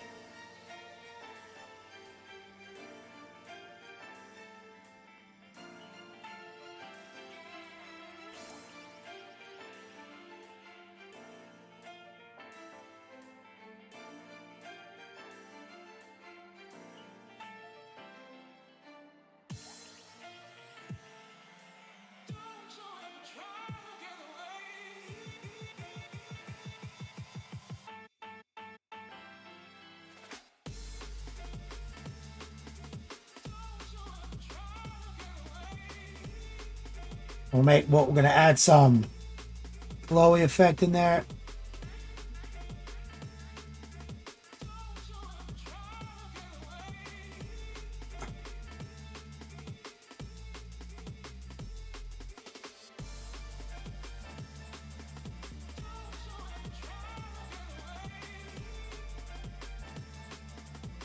Yo,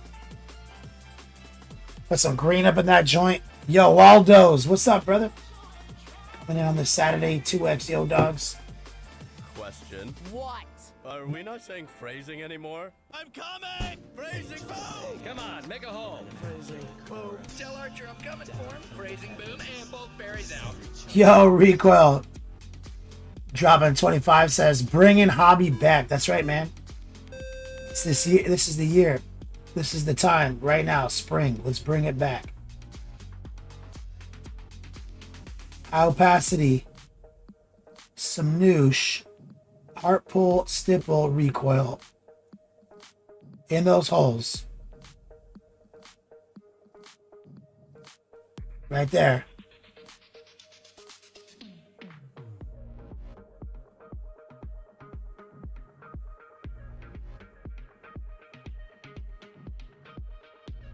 And if you get a little on the top, it doesn't matter. Fix that with more gray. Too easy. 1+ saves, 35 months. Let me get some love in the chat for my man Recoil and 1+ saves.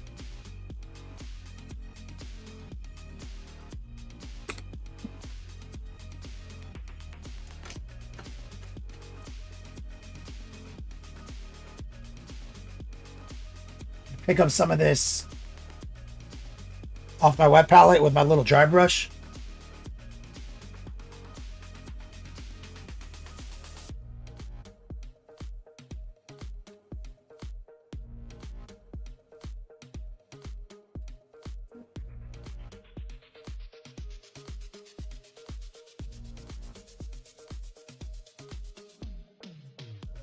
Too easy.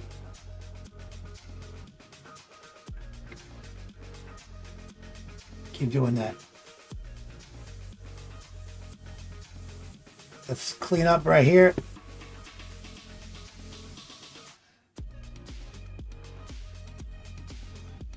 Some gray.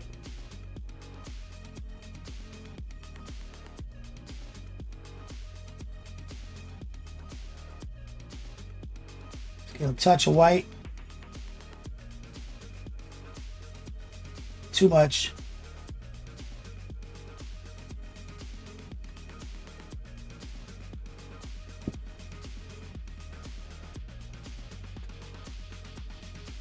Try to get these little spikes right here. 1+ saves.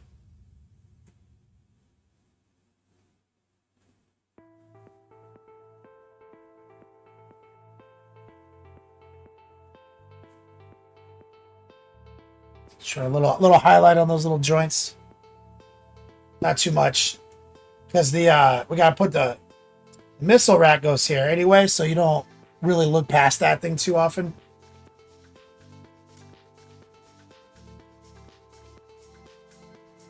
But I will touch this up a little bit, a little darker gray. Probably put a little rust on that thing. Maybe a little edge highlight.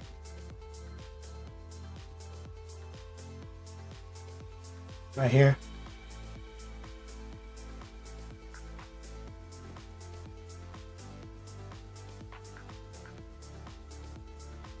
Let's do one last thing before we whip it out.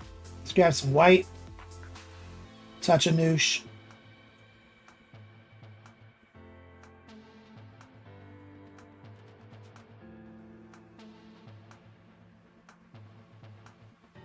Let's try to get this window painted up, this porthole.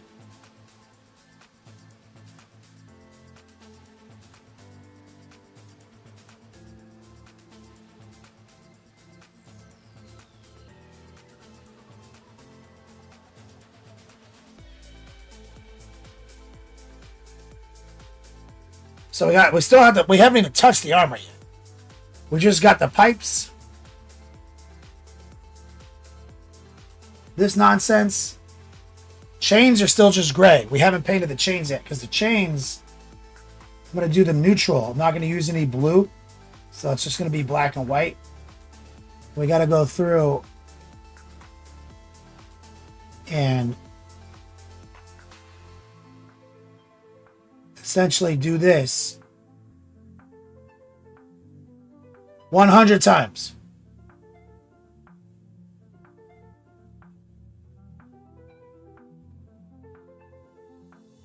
See?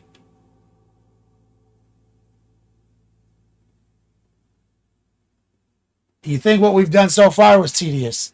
We haven't even begun the tedium. Because after we go through, hit the chains like that, we need to take some high opacity, low moisture white. We need to gently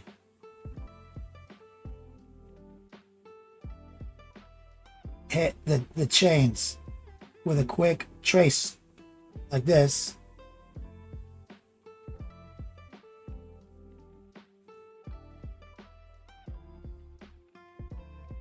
$100 more times.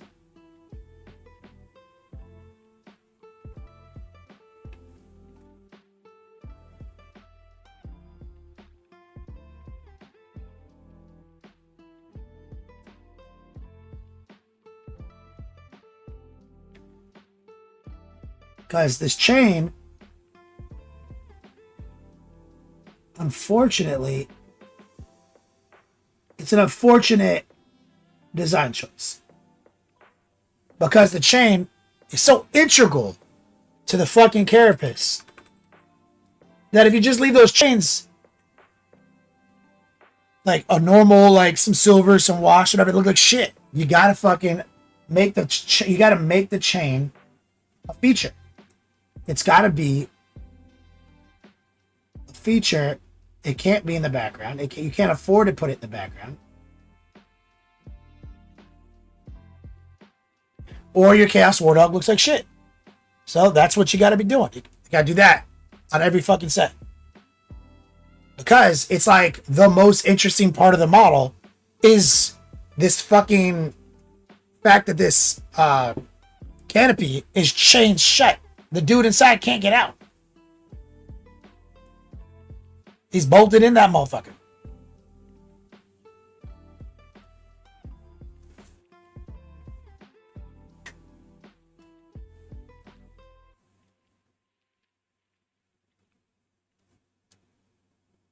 So, we'll come back to this. Now, Kramus, I said I'd show you where we're at. We're going to set up for a whip session, guys. I'm going to close this down. One Plus Saves just tuned in. He probably said something trolly and I missed it already.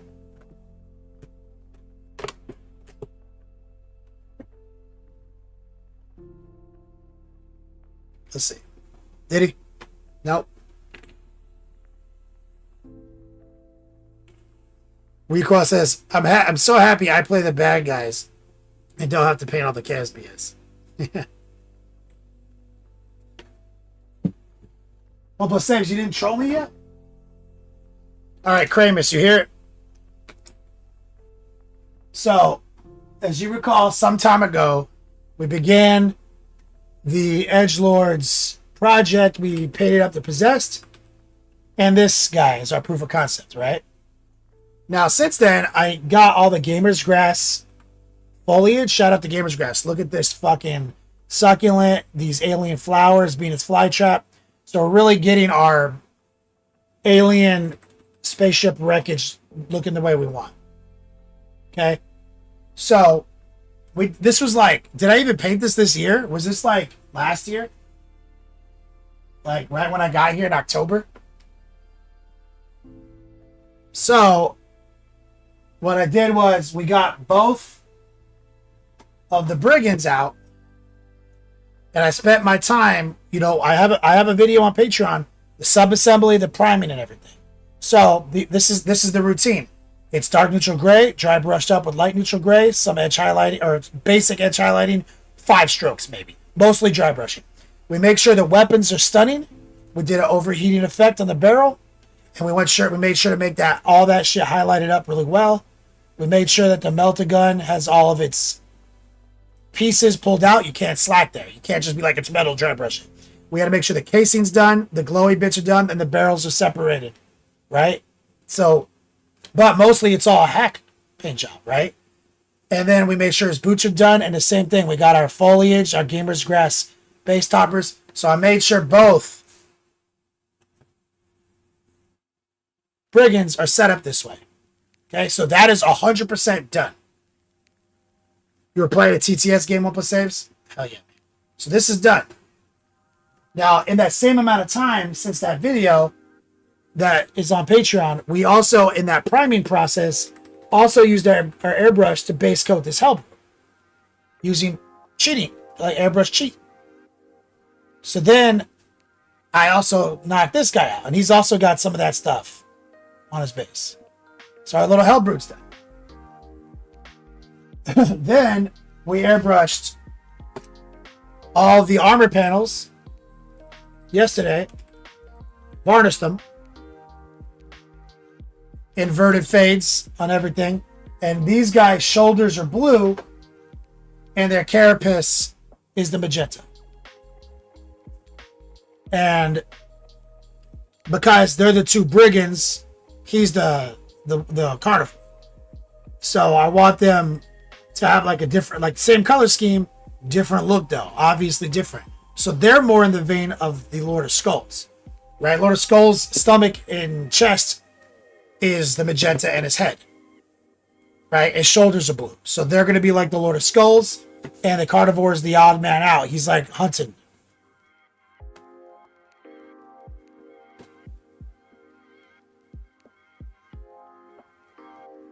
So that's where we're at.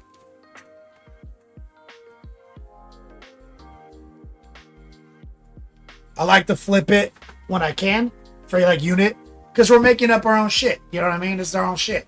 So the guys with the big guns have the inversion. Right? The punchy guy, pink shoulders. There's another reason for it though. It's because I painted him so long ago. It's unlikely I will be able to get a good match on, and it would be noticeable. But if I invert the color scheme, it will match. It by definition matches the same colors. It just has them in different places.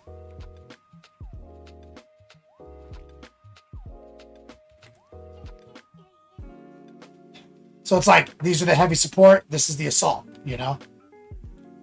And I want to run 3 brigands, but simultaneously, I don't want. Simultaneously, I don't want to. Because I love the carnivore. He slaps. And I like even just one. And they're so cheap and affordable, the price is right.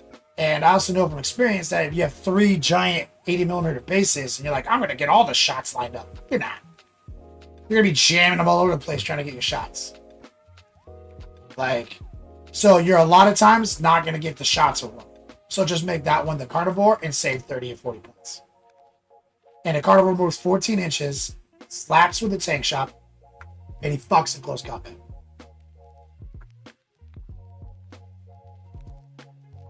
All right, I'm going to run a Discord.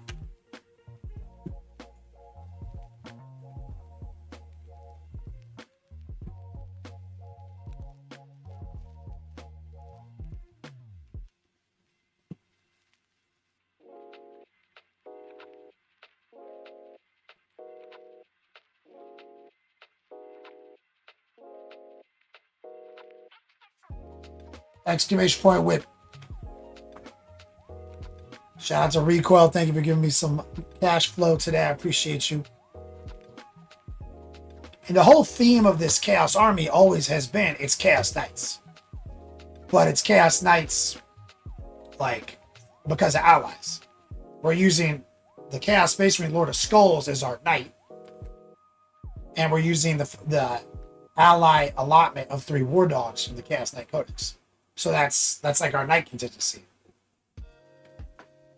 It's a lot of points for a few models. So it's also great for project completion and dopamine. The Hellbrute adds to that flavor because he's like he's like a Chaos Armature, you know? And you could go even harder with it. You can use other demon engines from the Chaos Codex. You can go even harder on that theme. Forge Fiends, for example. Initially, I had a bunch of Forge Fiends on the list.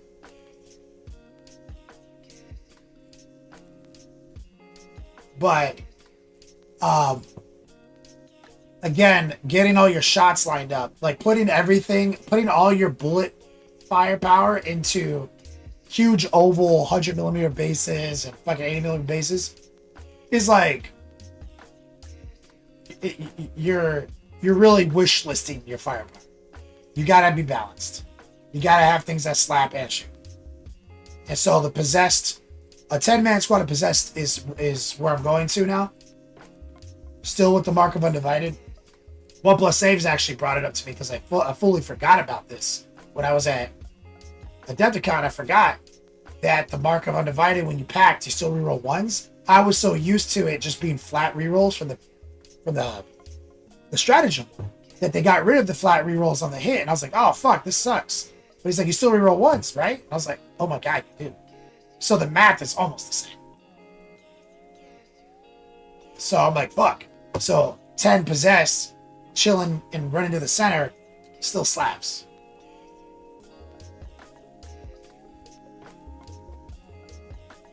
OnePlus Saves, already painted, 6,000 points of extra, nothing left to paint. Hobby 1. Nerf 101 Tech 2 OP. OnePlus Saves, I'm proud of you, man. You spent all that time being sad about your sisters. All that time being sad about your Necrons. And then finally, in a moment of utter inspiration, you just fucking did it.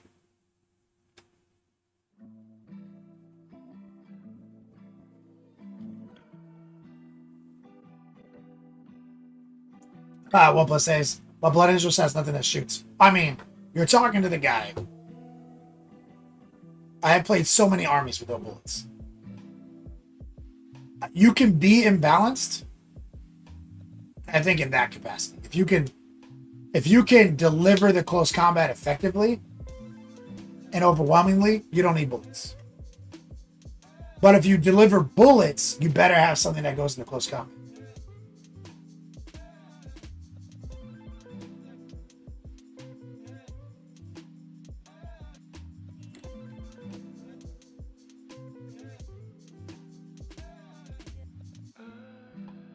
So that's, but I don't want to run the Forge Fiends. I love the Demon Princes, and so I have Obliterators. I want to run. So for the Edgelords project, I'm gonna run 2 units of 2 Obliterators instead of Demon Princes because Obliterators are actually so good. A 2-piece, deep strike, can ignore a line of sight once. They can hit in close combat and shoot well. They're almost the same points as the Demon Prince. So like I want them for my list, and I'm not saying they're better. I just want them. And I want to repaint 2 Demon Princes because 2 Slaanesh Demon Princes has been fucking amazing for my games. When you put those guys on the gun line behind a wall, people instinctively are like, oh, this motherfucker's going to rush me down. And then they're always going to be like, do you have a way to advance and charge? I'm like, oh, hell yeah, I do. And they're going to be like, how fast do those guys move? And I'm like, 14 inches? They're fucking Slaanesh Demon Princes. They're going to be like, oh my God. And then they're going to fucking create this buffer zone and they're going to fucking give me space. And then I'm going to go first and not move the Demon Princes. And just kind of creep up. Like, it works so well.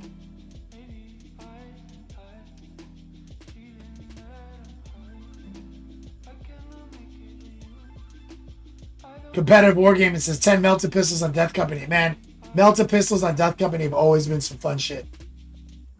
I used to run a squad of Melted Pistol fucking Death Company with no guns. I mean, with no punching. Just to use the stratagem to move up and fucking ace something.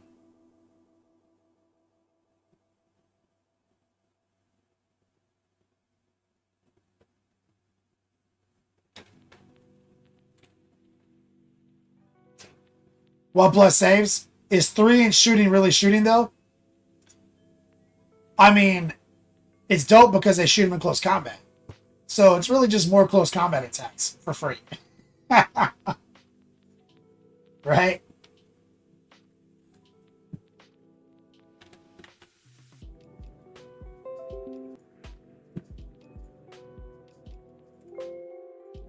More power fist attacks.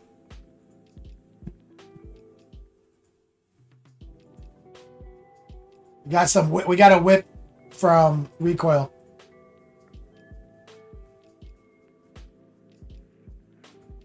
Wait, are these the worms from Doom? What are these? Is this for the Dune game? What?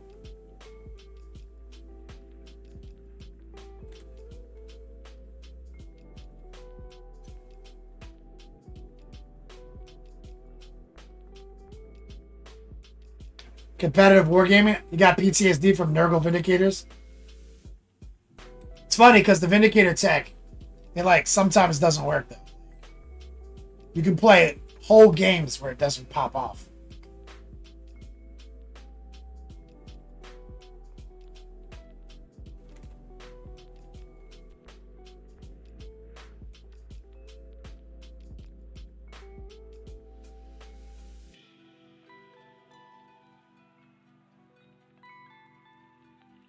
Cool Mini or not, Dune game? Yeah, you're doing the Dune game and the Fallout.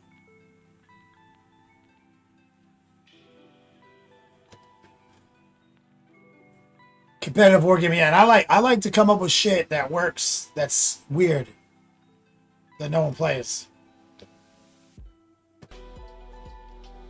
So I ran the 5 Demon Princes at LVO for my first 6 games. I found a way to make them work. It was fucking awesome. So I still like the Demon Princes.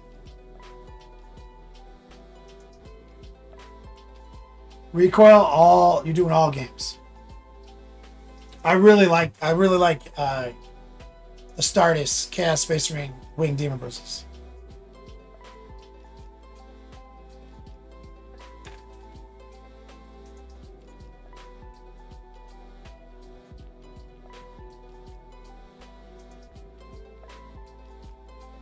Slanesh ones, man.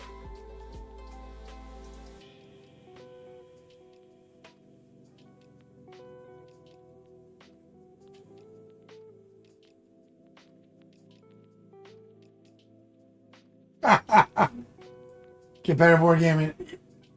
I mean, that was the best. That's the best game of that dude's life.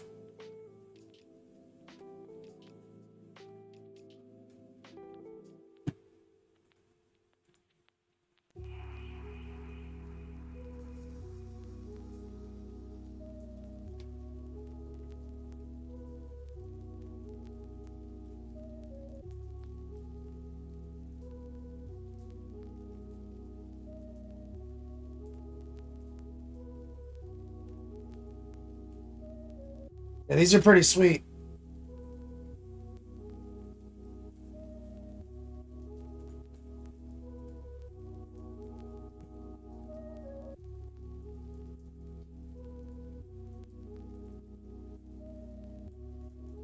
Oh, recoil. There's like a big one.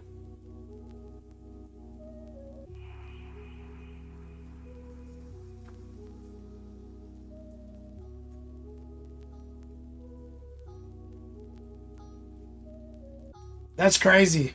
My friend Matt played a 6-round GT with the Nervo Vindicators, and he was like, they fucking suck, man. I can't kill anything with these.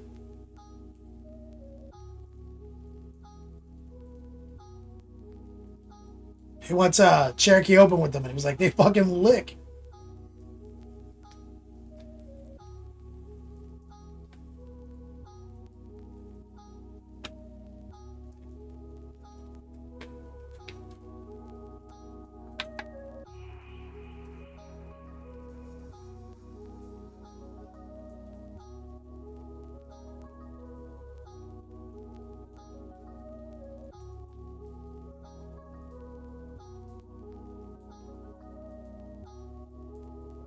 Shadaloo. Oh, there is a big one.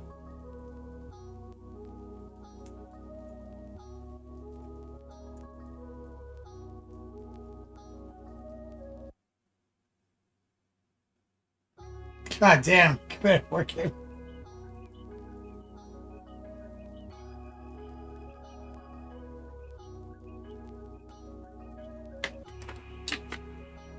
Vindicator's out of control.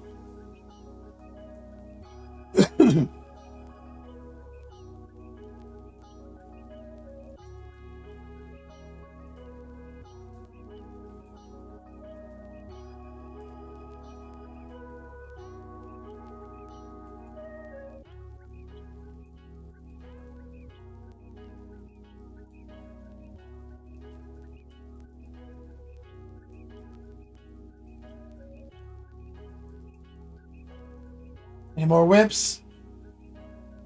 Guys probably haven't done a lot of painting since yesterday.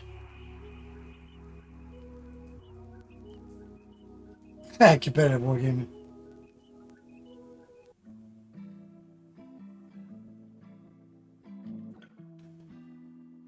Oh, so we've got some swag coming in the mail. Game Envy sending us those custom rulers. Got some paints from Monument. Sunshine Grenadier, 41 months. It's got to be locked. Let me get some strong man love in the chat from my man Sunshine Grenadier. And 420 K-Man 69. Thanks for the follow.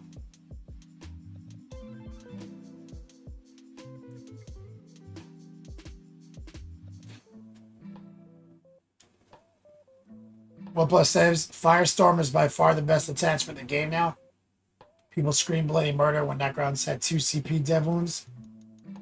And their free dev wound is even better. Yeah.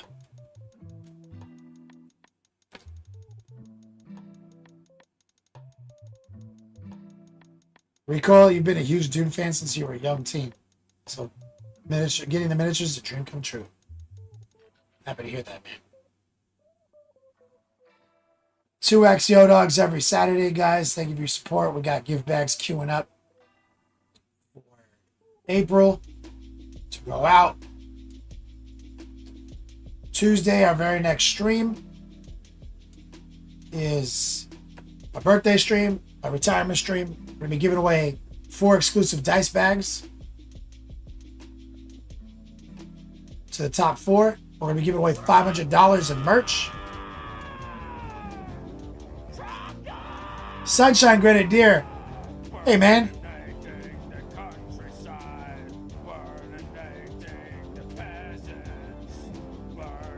Hey, man. Thanks, dog. Says, dude, $100 is 69 cents. Nice. Let me get some strong man love in the chat from my man, Sunshine Grenadier. Work on his Aramon, actually. This is what we've been. That's our stream project, even though I'm messing around with the Armigers or the War Dogs. I've got this event on the 27th. Using the inspiration to get my goals met. And then after that, I can slow down because I don't need to have the rest done until October. As we generate hobby momentum.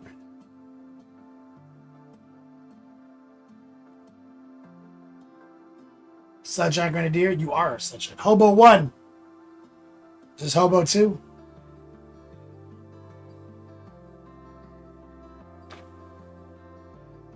Birthday stream, $500 in Monument Hobby support coming through in the form of gift codes, gift cards.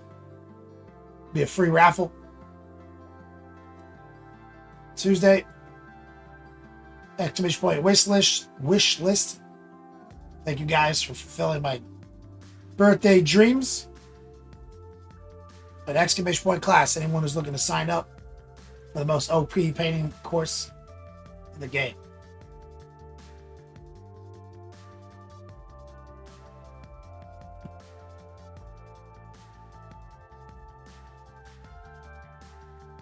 What are you into right now, Sunshine Grenadier? Sunshine Grenadier, have you seen these gamer grass vegetation stamps that I've been messing with? Look at these plants, dude.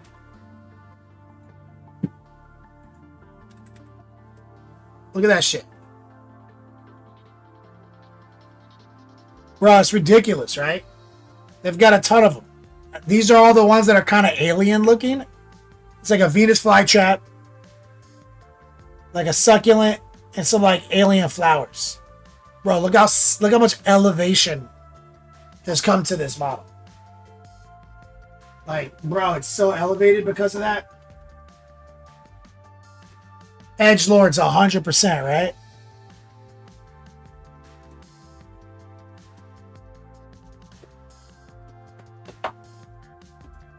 Here's how they come. It's like some almost, it's like, I guess vinyl is what people are saying. But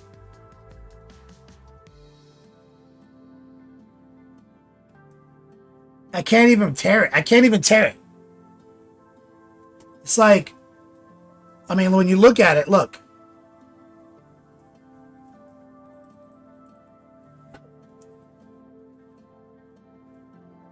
You bend them in the shape.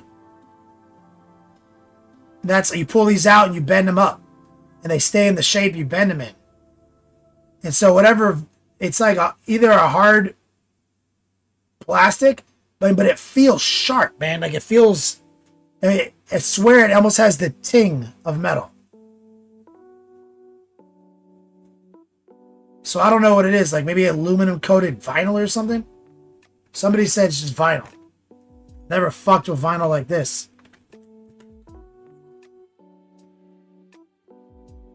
fucking nuts, dude. It's probably one of the most innovative hobby products I've ever seen.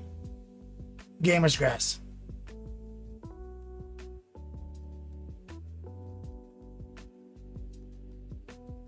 I did send some out a while back, Recoil, but I didn't know what I had in my hands. Competitive wargame. He says, but you painted over those, right? No, dude. Fuck no, I didn't paint over these. This is how they come, man. Bro, fuck no. I ain't painting these. They come this way, dude. They're done. You just glue them bitches on, man. I ain't painting these little grasses. Bro, if I had to paint these bitches, they'd suck. Fuck them. Bro, that's how they come, son. And the flowers are sick because it's 3 different flowers, big, medium, small, layered inside of each other. Triple stack right there. Glue, glue, glue. This one is just 2.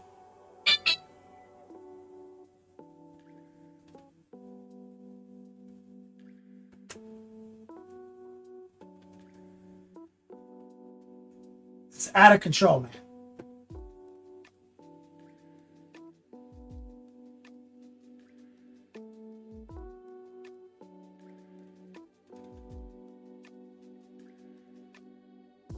And now here's Aramon. This is our actual stream project that we're taking a break from at this moment. So we have some videos on him already, laying out the airbrushing on the cape. And now we're in the process of blocking the details, doing the NMM.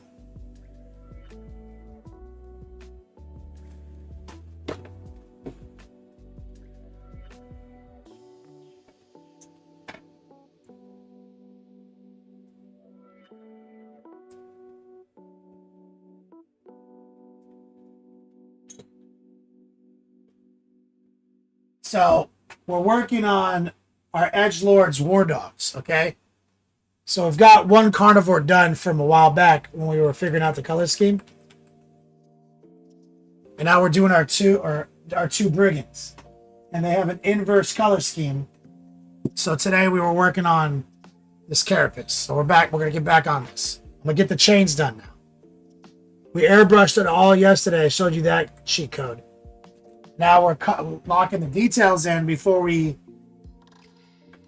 go back to the magenta. So it's all just it's just all gray sequencing.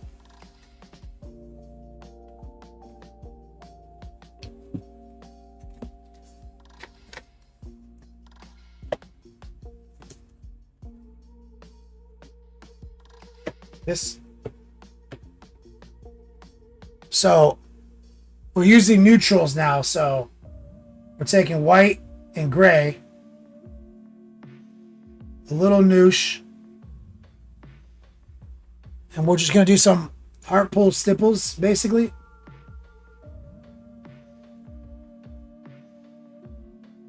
And the unfortunate nature of the Chaos War Dog is this chaining. You have to fucking make the chains look good, or your model's not going to look good. So we painted it dark neutral gray. Now we're just doing some heart pulling. Where's my gray? Fuck. Damn it. I made a gray pile and lost it. Oh, I see it.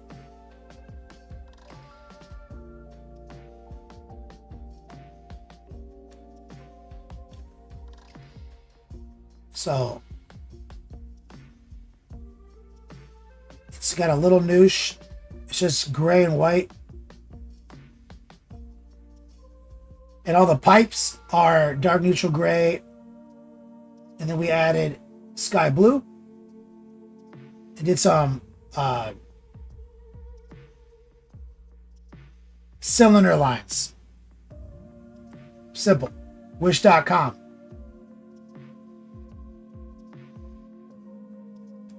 And if you slack on these chains, you're going to be sad. And honestly, this looks hard what I'm doing right now. It's not. It's tedious, sure, but it's also easy. If you were to try to meticulously paint these chains with like a silver metallic paint, you guys know when you're painting metallic shit over your beautiful airbrushing, you know your butthole is puckered the entire time. When I'm doing a gray, a butthole is loose, like a hula hoop. Because if I fuck up, I can just kind of wipe it off. It's not a problem. It's just great. Worst case scenario, I can do a little cover up or turn it into a scratch.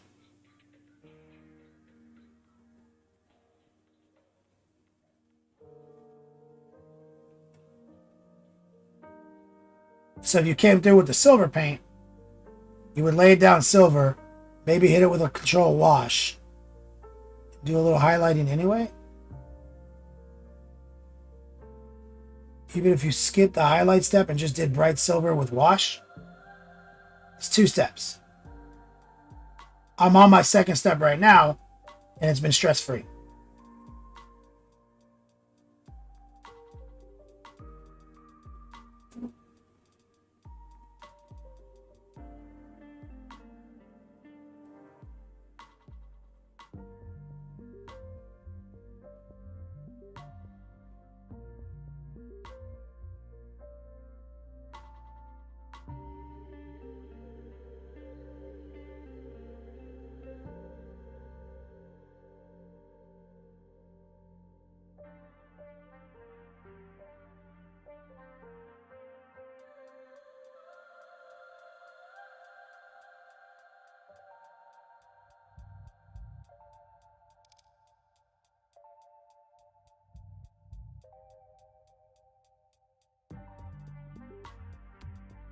Now, switch to my 18-0. We're taking some white.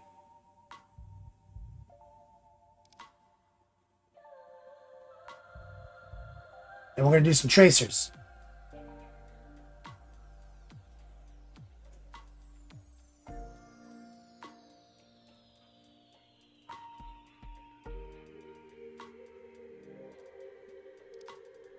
Rotate. Always be rotating.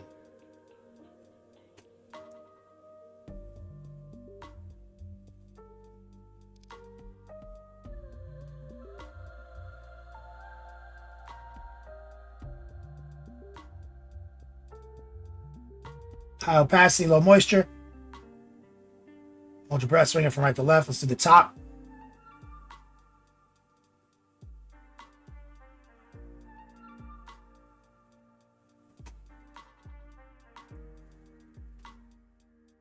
See, it's not actually hard. If you know the brush control strategies, it's simple.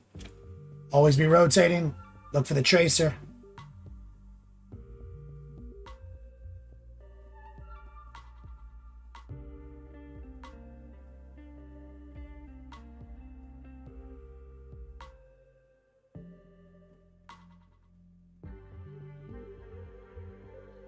That's honestly wish.com NMM.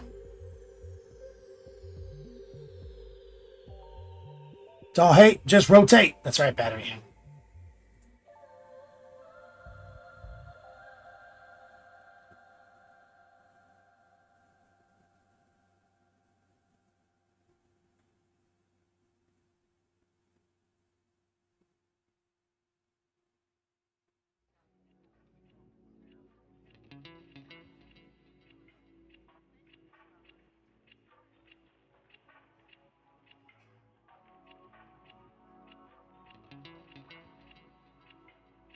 Too easy.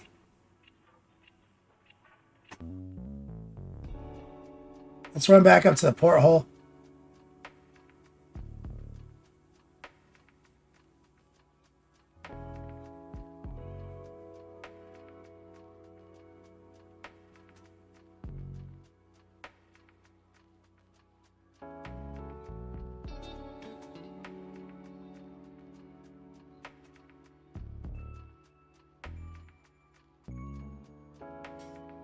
All right. These shorter chains are going to be a little bit more challenging.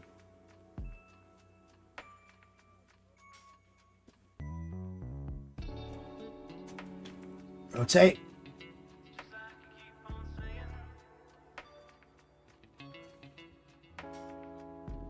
Get some, you gotta get a tip transfer here. It's gotta be on the tip.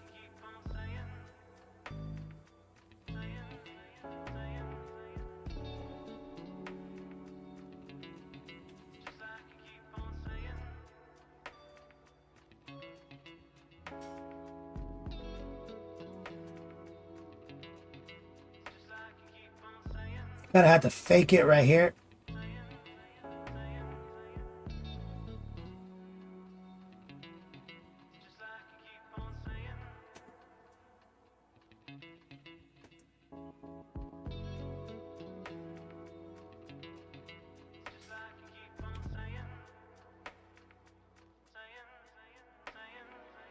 Hold your breath, swinging from right to left. Rotate.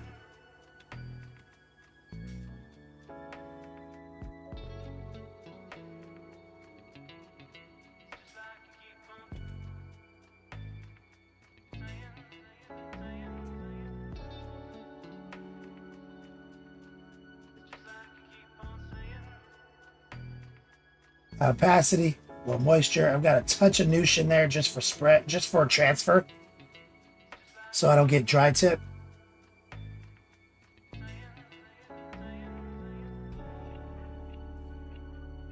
So someone asked me about replacing flow improver for this. Yeah, pretty much.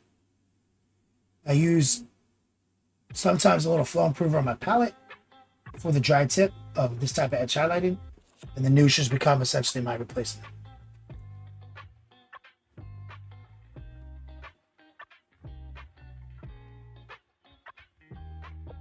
Because it's even heavier body. So the idea is, and actually I'd already replaced my flow improver with the glaze medium, because I like that we can modulate our opacity without getting the moisture component to get out of hand. And the noosh is even better at that.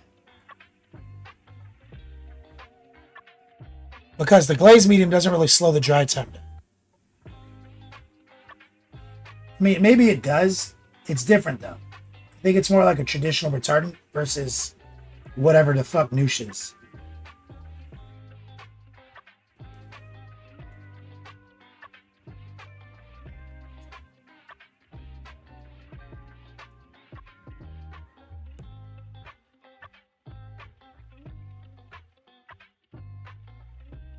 See,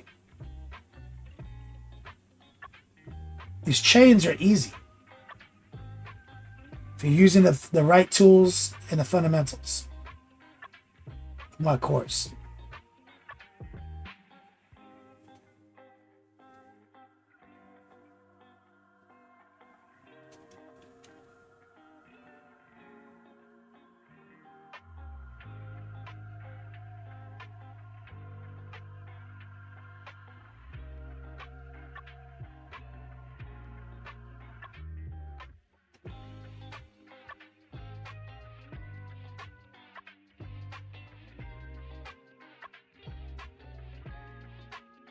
It looks like some NMM nonsense, right?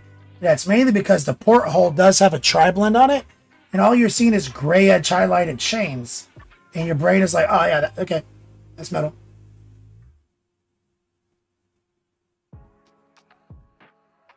And we teach that kind of effect philosophy in my 201 course. So once you have your techniques locked in, then we can learn effect procedures. So good NMM, honestly, is about edge highlighting more than anything. Like this skill set of edge highlighting, which we teach. Third lesson.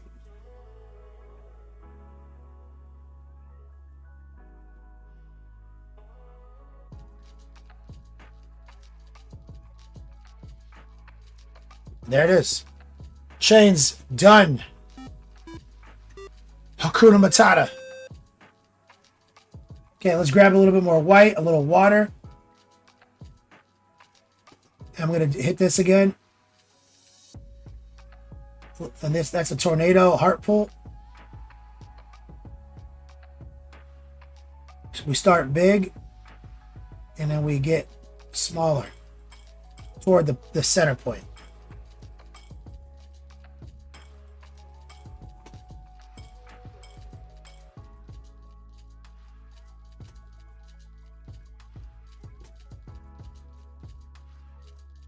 What I am gonna do though is grab a little orange. Car Stig, thank you for the follow, brother. We get some orange and some noosh.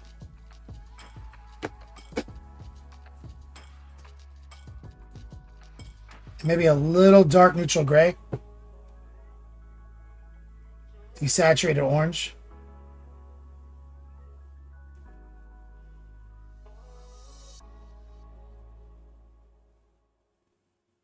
And we're going to use this and we're going to wash our nuts.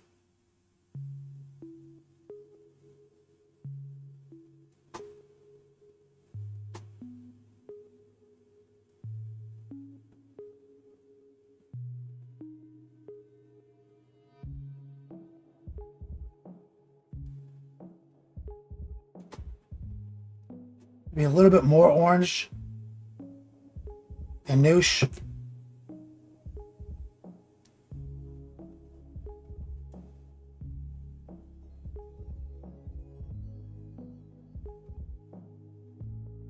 And get around these nuts.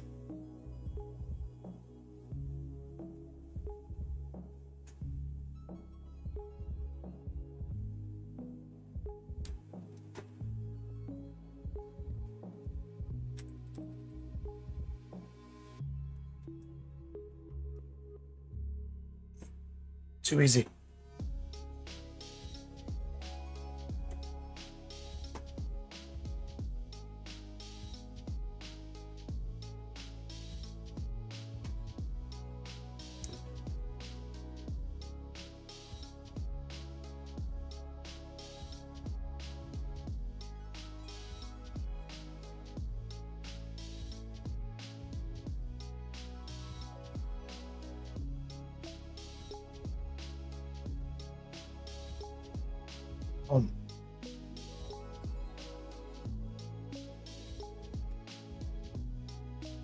Let's grab fluorescent green.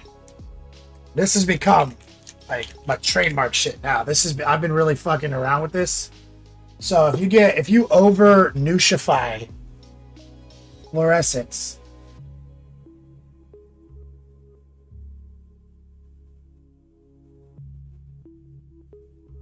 because it's almost like wax anyway.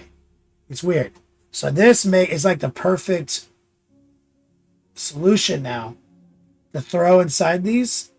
Put a good amount in there and you can kind of work it so that it's like around the edges more than the center, and kind of subtract from the center and keep that kind of glowy feeling.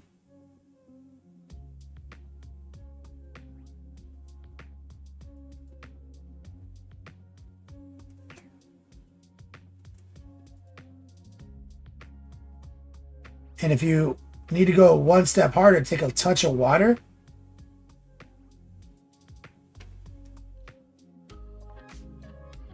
And erase kind of from the center.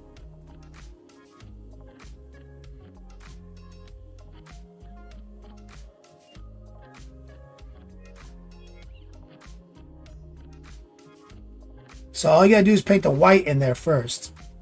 And then shove the fluorescent green inside of it with a lot of noosh. It gives you a lot of work time.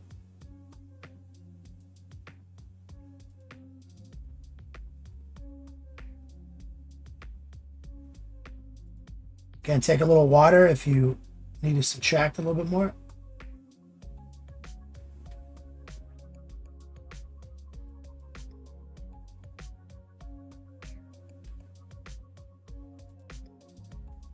Bro, it's crazy. I've been using the shit out of it. I've been doing that for everything. Now, the porthole, we did it magenta before. I think now we can do the green. Or the blue.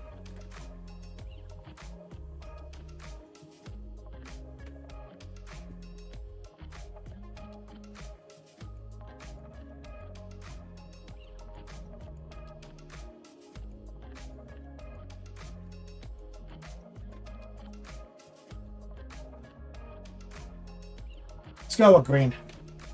We're not going to use the fluorescent though. That's a mistake. Don't do that. Don't lay down the fluorescent paint on it. Just take regular as green. Maybe a little noosh. Just go ahead and repaint for white. Heart pull. Be careful though, because these kind of circle shapes, you got to be careful with your brush strokes. And always let it dry. Let that fully dry. Don't fuck with it, okay? You gotta build up, like, this is where you do want to be 2 thin coats fucking over here. You don't want to be like my normal raw dog does shit. You're working in too small of a space for that. You'll never be able to smooth it out. So just be patient. Ignore it until it dries.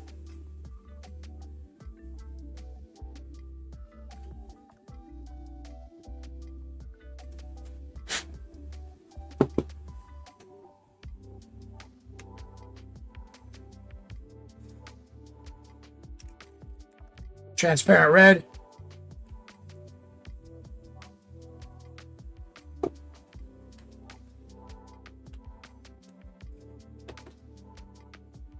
Let some water, some noosh, some red.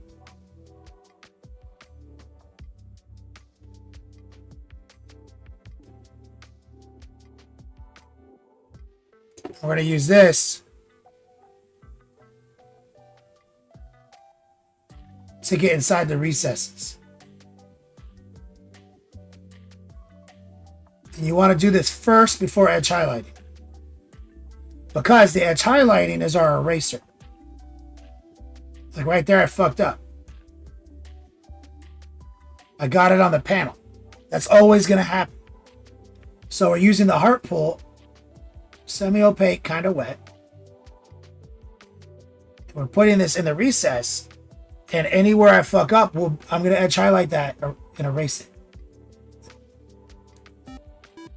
We're using the same transparent red. It's already inside this paint job, so it's very respectful. Serial, thank you for the follow.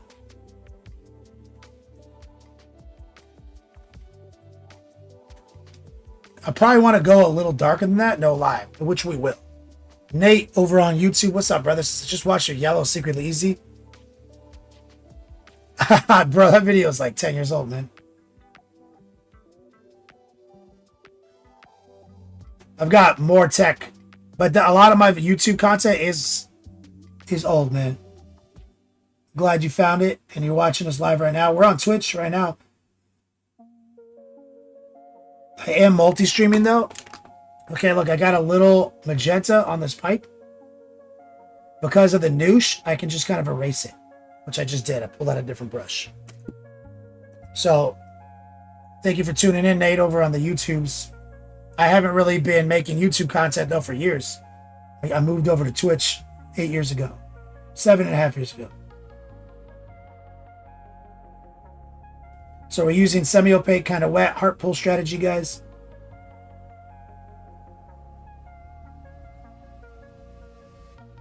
And that's who I'm talking to is also Nate. We've got like 70 people in Twitch right now.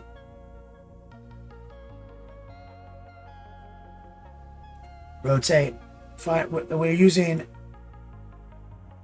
transparent red because it is respectful. Because it's already on the model.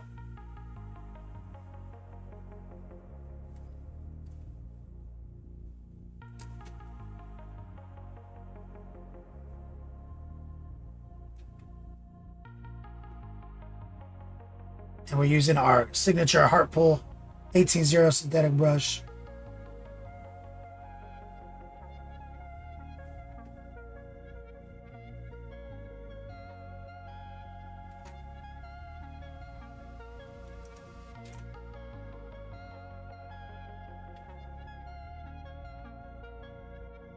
And we want to get along this stuff right here. No, we don't care about this stuff. The shoulder pad covers that. We want to get here. Right in between the pipe and the armor.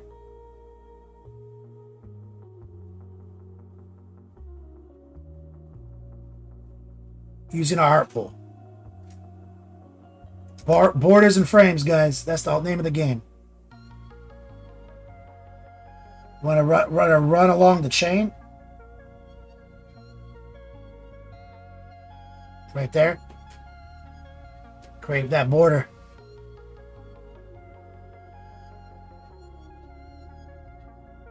And I'm kind of aiming at the chain. Like I'm letting a little bit of it ride on the chain.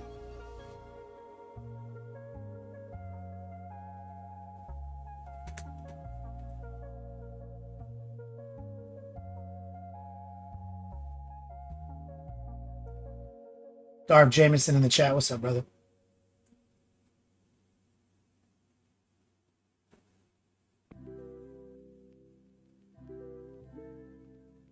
And we are semi-opaque and a little wet, so it's very respectful.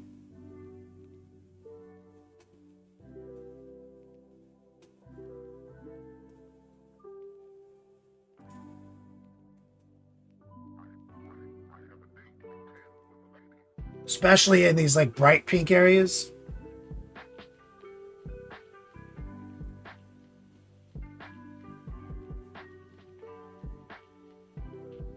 Little noosh. And that border helps really separate the chain from the actual armor. And like right there, I got a little bit too much down. So now I'm going to grab just a little water. Just kind of subtract.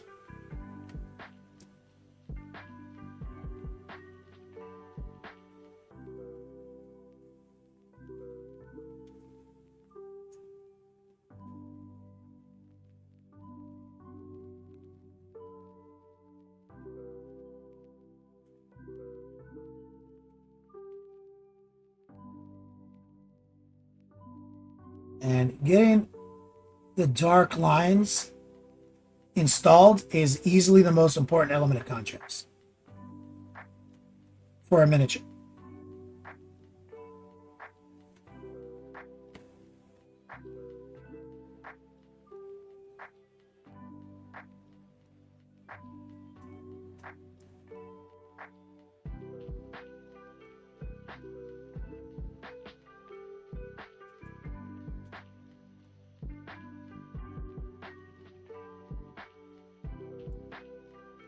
Back here.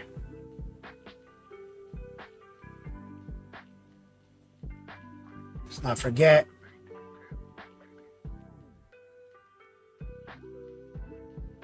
And we have to do the trim back here black still.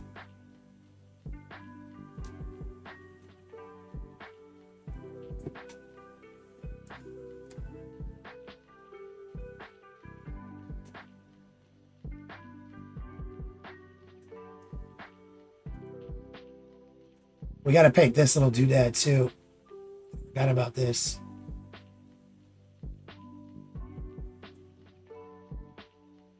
Paint that thing gray. Put more noosh. Let's not forget these nuts.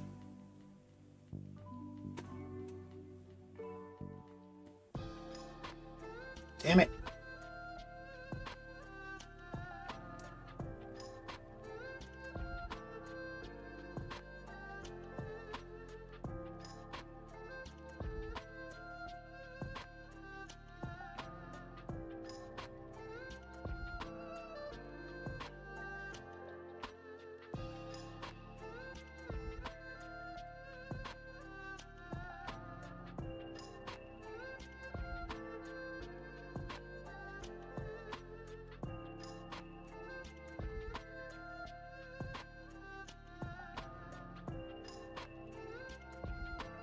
Now what I'm going to do is we're going to get a little bit more vicious. We're going to grab a transparent blue. We're going to put a scotch of that in the mix. The red.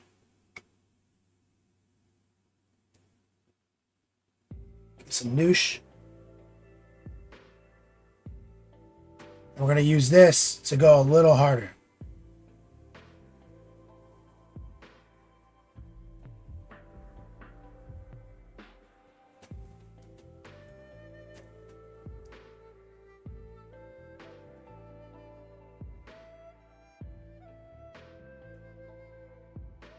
To help really create a little bit more separation.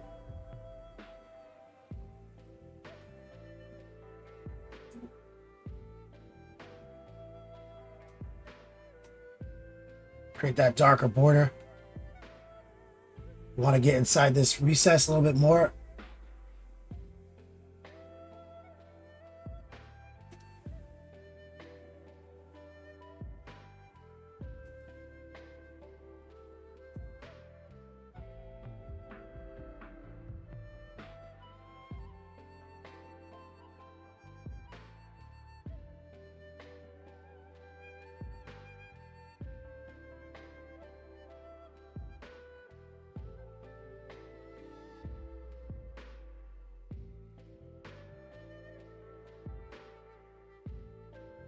Oh.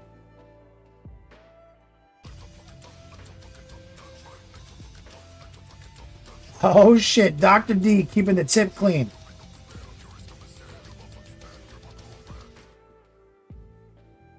Let me get some strong man love from my man Dr. D. Dropping some cash flow on my sweet ass. He said, here's a tip for keeping the tip clean always. Keep the tip clean. I did the same exact brushstroke where I got some on the pipe. With some noosh. Rinse it off. And we're trying to just get inside those recesses. God damn it, again.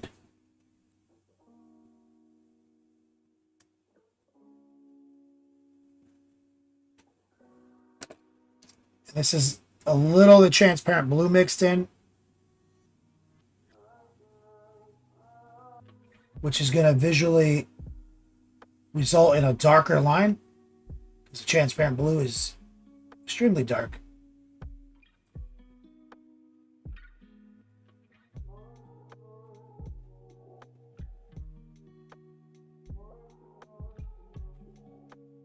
Like I said, getting the dark lines dark is critical.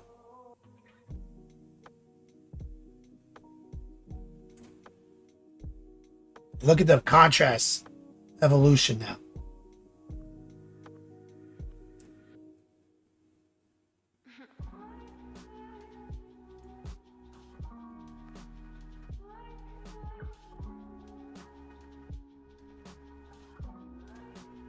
And the noosh helps us make line corrections as we go.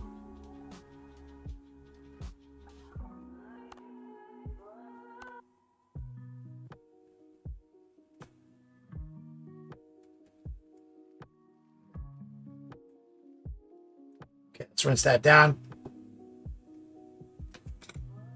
Switch into a bigger brush. Let's take some of that green, some water. No noosh, just green with some water. We're gonna do that second coat I was talking about.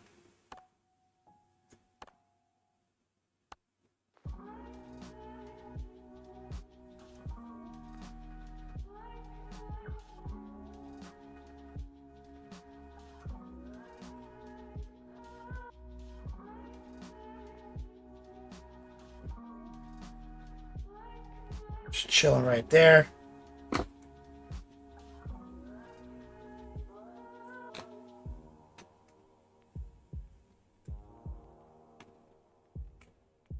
Dr. D, you legend. Let's grab a little magenta, actual magenta.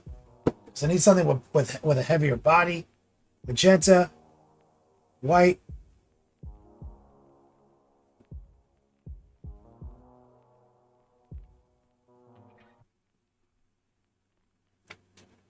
what we want to do here, see, let's feel this out. Can I get a tracer?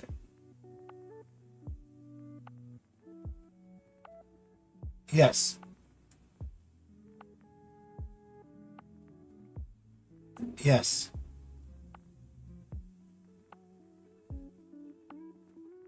Hold your breath. Swing it from right to left.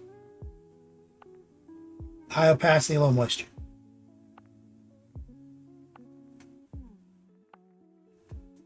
That's magenta plus white. No moisture added. We're riding that rail. That's from the palette to the model. Using our 18-0 synthetic and our tracer brush control strategy. This one's going to be tricky, but we can get it.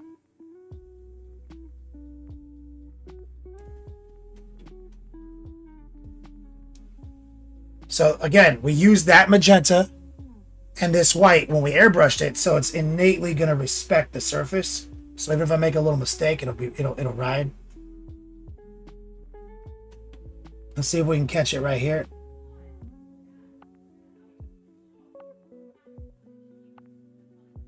Little heart pull.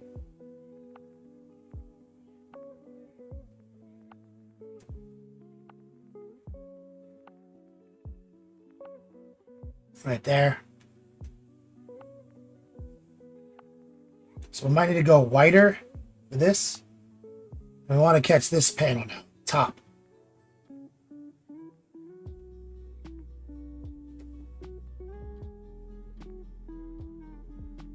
A little too wide right there.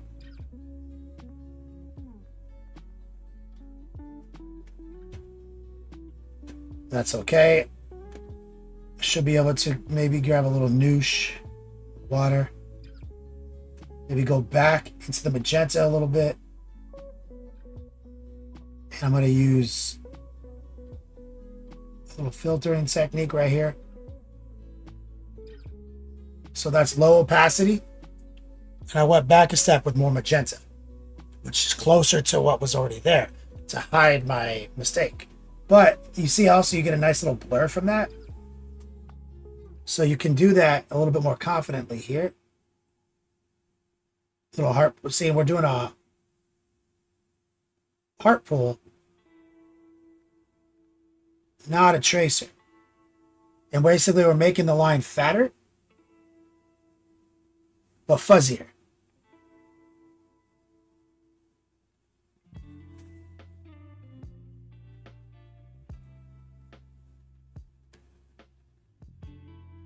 Redico, I want to see a sick ass shirt. What happened? Oh, he's talking to someone else. He's talking to Love Minis. Now, here's what's hard. So we want to get respect established. You don't want to be wet. You want to get back to dry. Let's get some of the magenta.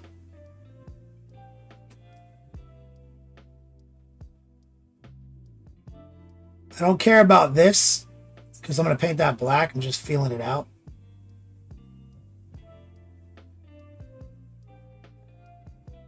It's kind of just getting my sea legs correct.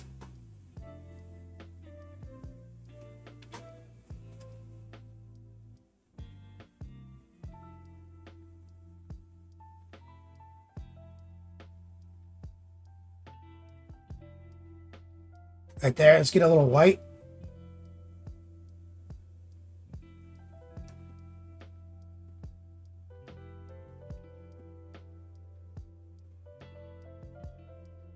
Right there.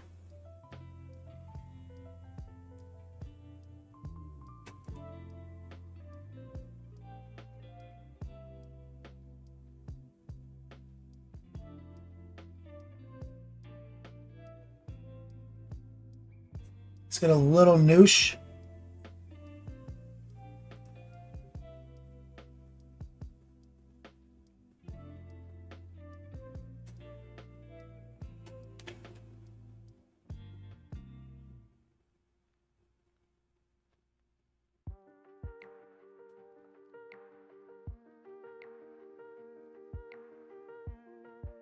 See, now that we're defining the panels, you see the fucking airbrushing we did? How we did the panel shift right there? How important that is? Now we're going to clean that up a little bit. Actually, let's grab a little bit more white first.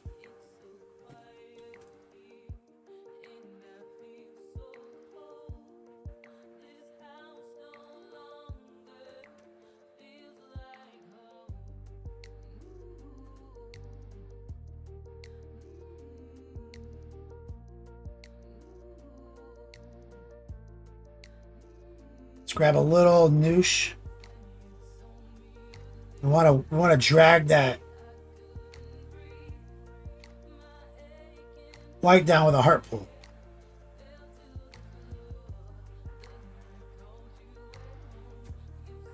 So now let's clean it up by going back a step to the magenta. A little water to lower the opacity. Take some of that moisture off. We're going to use that to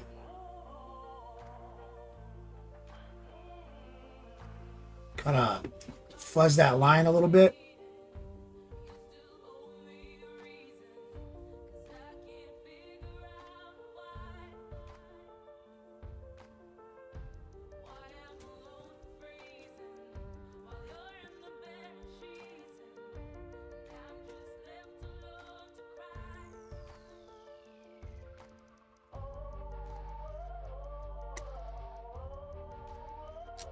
We go back to the green.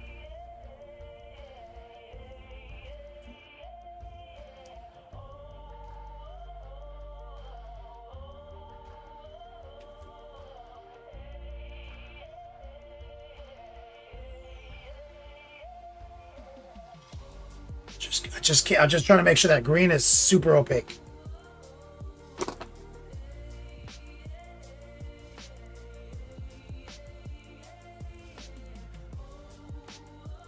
All right, magenta,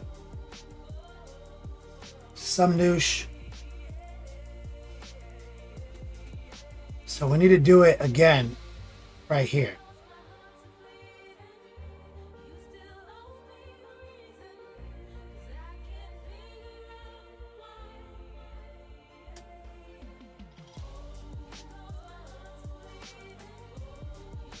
And we're doing that with stock magenta.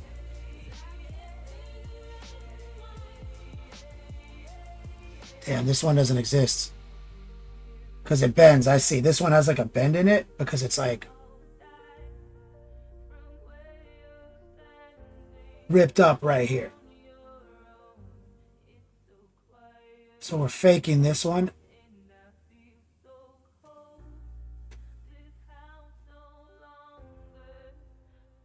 And these are very respectful lines. Because you see how it's darker here because of our panel shift. So we're not using white, we're just using the magenta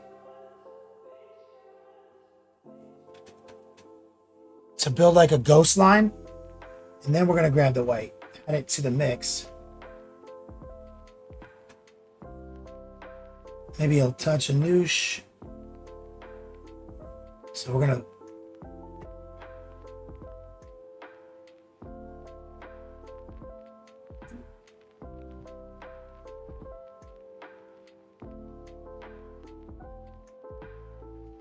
see, and that's where like it's peeled up slightly.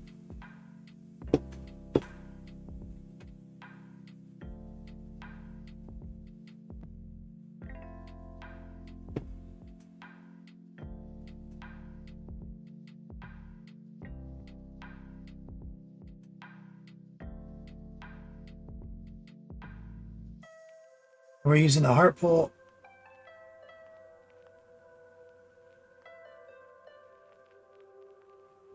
Right here. Let's get a tracer.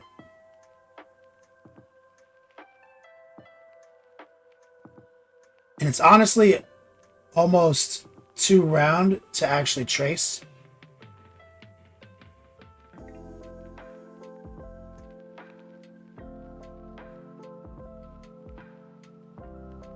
So you kind of have to fake it.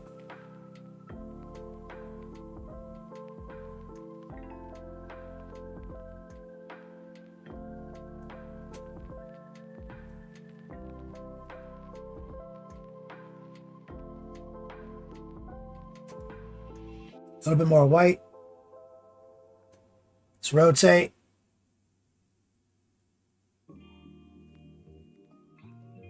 We're going to run a tracer right here.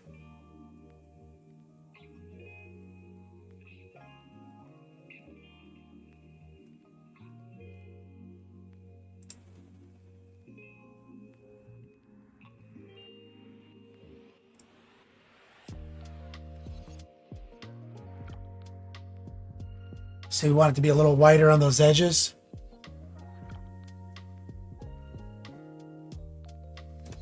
Dark recess.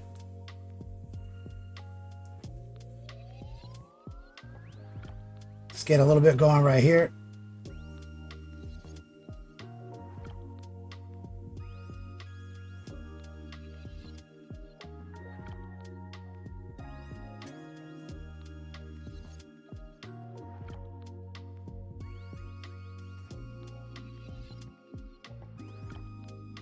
You always want to highlight these nuts after you wash them. So just touch the nuts.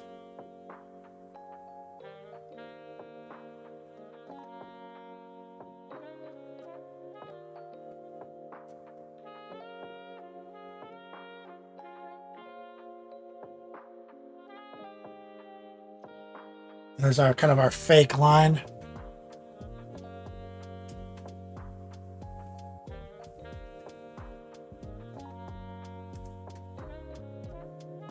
I'm gonna go a little whiter.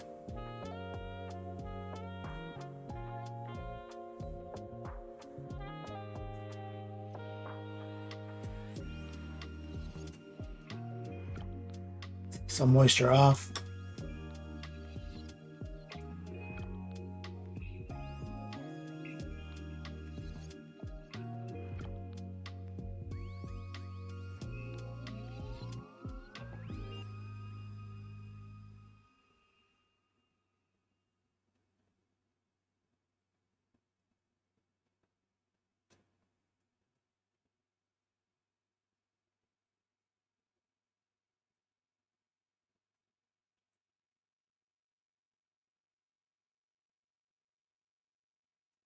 Go.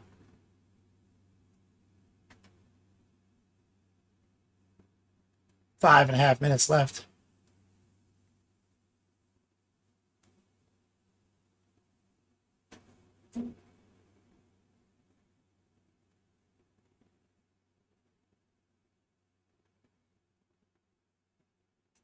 Oil right there.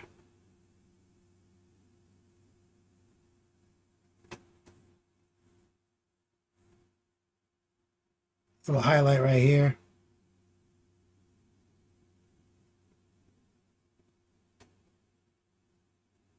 See, that's where we're going.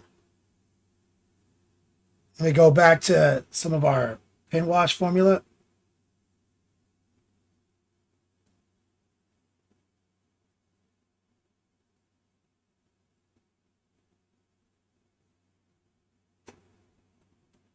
A little bit right here.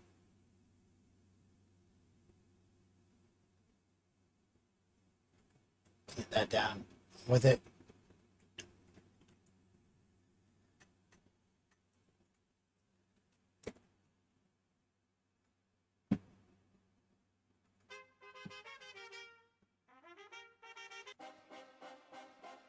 Four and a half minutes left. There it is. So you see where we're going. Pretty simplistic. Let's take green and white.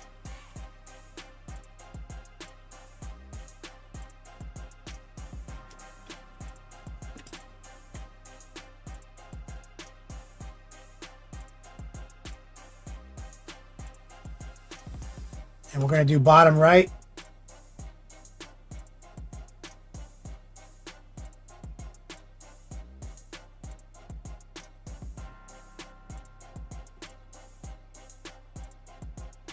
Grab a little bit more green.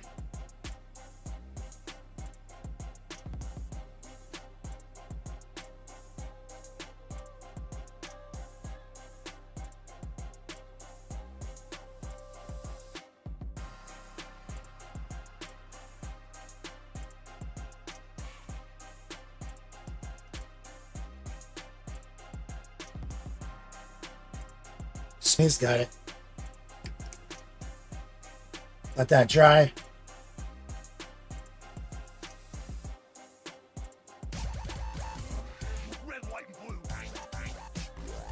Mo's Magic.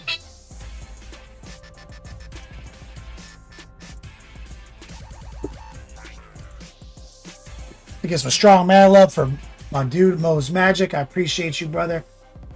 I would put something funny here, but I got nothing. Got a good dad joke or two. It's not good. Love Mo's Magic. Let's take some transparent blue, infuse it into the green.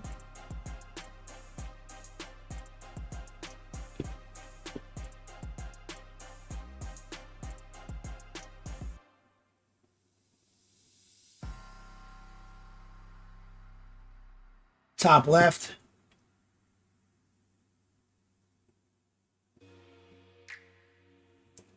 Rinse it. Go back to green.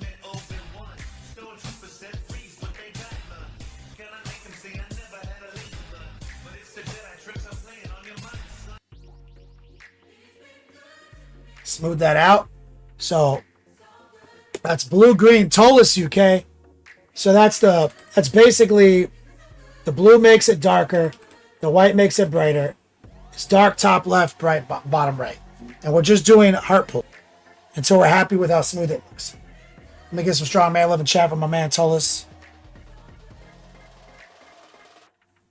And remember, the green is the great like marriage step. Like we can use the green here in the center, smooth it out easily. Grab a little bit more of the blue Tolus.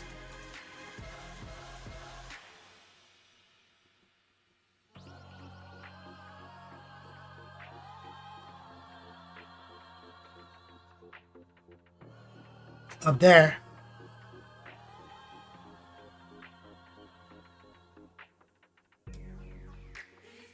Grab a little bit more of the white.